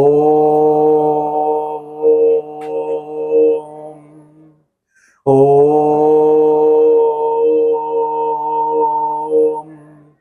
ಶಾಂತಿ ಶಾಂತಿ ಶಾಂತಿ. ಎಲ್ಲರೂ ಹೇಳಿ, ಸರ್ವೇ ಜನಾಃ ಸುಖಿನೋ ಭವಂತು. ಸರ್ವೇ ಜನಾಃ ಸುಖಿನೋ ಭವಂತು. ಸರ್ವೇ ಜನಾಃ ಸುಖಿನೋ ಭವಂತು. ಓಂ ಶಾಂತಿ. ಓಂ ಶಾಂತಿ. ನಾವೆಲ್ಲರೂ ಕೂಡ ಬಹಳಷ್ಟು ಕಡೆ ಸತ್ಯನಾರಾಯಣ ಪೂಜೆ ಮಾಡಿಸಿರ್ಬೋದು, ಸತ್ಯನಾರಾಯಣ ಕತೆ ಓದಿಸಿರ್ಬೋದು. ನಿಮ್ಮ ಮನೆಗಳಲ್ಲಿ ಬಹಳಷ್ಟು ಬ್ರಾಹ್ಮಣರು ಬಂದು ಈ ಕಾರ್ಯಗಳನ್ನ, ವ್ರತಗಳನ್ನ ಮತ್ತೆ ಯಜ್ಞಗಳನ್ನ ಕೂಡ ಮಾಡಿರ್ಬೋದು. ಇಷ್ಟೊಂದು ರಹಸ್ಯಪೂರ್ವಕವಾಗಿ ಯಾರಾದ್ರೂ ಹೇಳಿದ್ರ? ಇಷ್ಟೊಂದು ಜ್ಞಾನ ಇದೆ ಅಂತ ನಿಮ್ಗೆ ಗೊತ್ತಿತ್ತಾ ಮೊದಲು? ನೋಡಿ, ಈಶ್ವರಿಯ ವಿಶ್ವವಿದ್ಯಾಲಯದ ವಿಶೇಷತೆ ಇದೆ. ಪ್ರತಿಯೊಂದಕ್ಕೂ ಬಿಡಿಸಿ ಬಿಡಿಸಿ ಪ್ರತಿಯೊಂದು ವಿಷಯಗಳನ್ನು ಕೂಡ ತಿಳಿಸ್ಕೊಟ್ಟಿದ್ದಾರೆ. ಇದು ಎಕ್ಸ್ಟೆನ್ಷನ್ ನಲ್ಲಿ 2ನೇ ಪ್ರೋಗ್ರಾಮ್. ಒಂದ್ಸಲ ಆಶ್ರಮದ ಬ್ರಾಂಚ್ ಇದೆ ಇಲ್ಲಿ, ಮಿನಿ ಹೋಟೆಲ್ ಹಿಂಭಾಗದಲ್ಲಿ, ಅಲ್ಲಿ ಮಾಡ್ತಿದ್ವಿ. ಬಹಳಷ್ಟು ಜನಕ್ಕೆ ಖುಷಿ ಆಯ್ತು. ನಮ್ಮ ವಿಜಯಕ್ ಅವರು ಮತ್ತೆ ಲಕ್ಷ್ಮಕ್ಕ ಅವರು ಮತ್ತೆ ಅವ್ರ ಟೀಮ್ ಇಲ್ಲಿ ಮಾಡಿಸಿದ್ರು. ತುಂಬಾ ಚೆನ್ನಾಗಿ ನಡೀತು. ಹಂಗೆ ನಿಮ್ಮಲ್ಲಿ ಯಾರಾದ್ರೂ ಇವ್ರ ಮುಖಾಂತರ ಪೂಜೆ ಮಾಡಿಸ್ಬೇಕು, ಈ ಕತೆ ಹೇಳಿಸ್ಬೇಕು ನಿಮ್ಮ ರಿಲೇಷನ್ಸ್ಗೆ ಅಂತ ಆಸೆ ಪಟ್ರೆ ಖಂಡಿತ ಬರ್ತಾರೆ, ಕಾರ್ಯಕ್ರಮ ಕೊಡ್ತಾರೆ. ಅವ್ರ ಫೋನ್ ನಂಬರ್ ಕೂಡ ನಿಮ್ಗೆಲ್ಲ ಇದು ರಥದ ರೂಪದಲ್ಲಿ ಮಾಡ್ತೀವಿ. ಬಟ್ ಈಗ ನೀವು ಬರೇ ಕತೆ ಹೇಳಿತ್ತು, ಈಗ ಬರೀ ಸ್ಟೋರಿ ಹೇಳಿದ್ದಾರೆ. ಪೂಜೆತನ ಕೂಡ ಮಾಡ್ತಾರೆ, ತುಂಬಾ ಚೆನ್ನಾಗಿರುತ್ತೆ. ಕನಿಷ್ಠ 3-4 ವಾರ ಬೇಕಾಗುತ್ತೆ. ಹಾಗಾಗಿ ತಾವೆಲ್ಲರೂ ಕೂಡ ಯಾರೆಲ್ಲ ಇವತ್ತು ಸತ್ಯನಾರಾಯಣ ಆಡಿಯನ್ಸ್ ತಗೋ ಫೋಟೋ, ನಾ ಫೋಟೋ ತೀಸಾವ, ಜಿಜ್ಞಾಸಿದ್ದೀರಿ, ಬಂದಿದ್ದೀರಿ, ಜ್ಞಾನಿಗಳಾಗಿ ಬಂದಿದ್ದೀರಿ, ಅವರೆಲ್ಲರಿಗೂ ಕೂಡ ಈ ಮುಖಾಂತರ ಧನ್ಯವಾದಗಳನ್ನ ನಾವು ಅರ್ಪಿಸ್ತಾ ಇದ್ದೇವೆ. ಮಂಜುನಾಥ್ ಭಾಯ್ ಅವರು ತಮ್ಮ ಎಲ್ಲ ಕಾರ್ಯಕ್ರಮಗಳ ಬಿಸಿ ಇದ್ರು ಕೂಡ ಎಲ್ಲೆಲ್ಲೋ ಹೋಗ್ತಾ ಇರ್ತಾರೆ. ಅವರು ಆಂಧ್ರ, ಕರ್ನಾಟಕ, ಬೇರೆ ಬೇರೆ ಸ್ಟೇಟ್, ಮಹಾರಾಷ್ಟ್ರ ಎಲ್ಲೆಲ್ಲೋ ಹೋಗ್ತಾ ಇರ್ತಾರೆ. ಅವ್ರದ್ದು ಶೆಡ್ಯೂಲ್ ಬಿಸಿ ಇರುತ್ತೆ. ಆದ್ರೂ ಕೂಡ ನಮ್ಮ ಕೋಲಾರದ ಜನತೆಗೆ ಈ ತರ ವಿಚಾರಗಳು ಬೇಕು. ಈ ತರ ವಿಚಾರ ಸ್ವಲ್ಪ ಬೇಗ ಕೊಡಿ ಅವರಿಗೆಲ್ಲ. ಬಹಳ ಪ್ರೀತಿಯಿಂದ ಪ್ರಸಾದ ಫಸ್ಟ್ ಕೊಡ್ಬೇಕು. ಇಲ್ಲಿ ಕಾರ್ಯಕ್ರಮವನ್ನ ನಡೆಸ್ಕೊಟ್ಟಿದ್ದಾರೆ. ಇಲ್ಲ, ನನ್ ಕೈ ಕೊಡ್ತೀರಾ ಪ್ರಸಾದ? ನಾನು ಬೇಗ ಬೇಗ ಕೈಯಲ್ಲಿ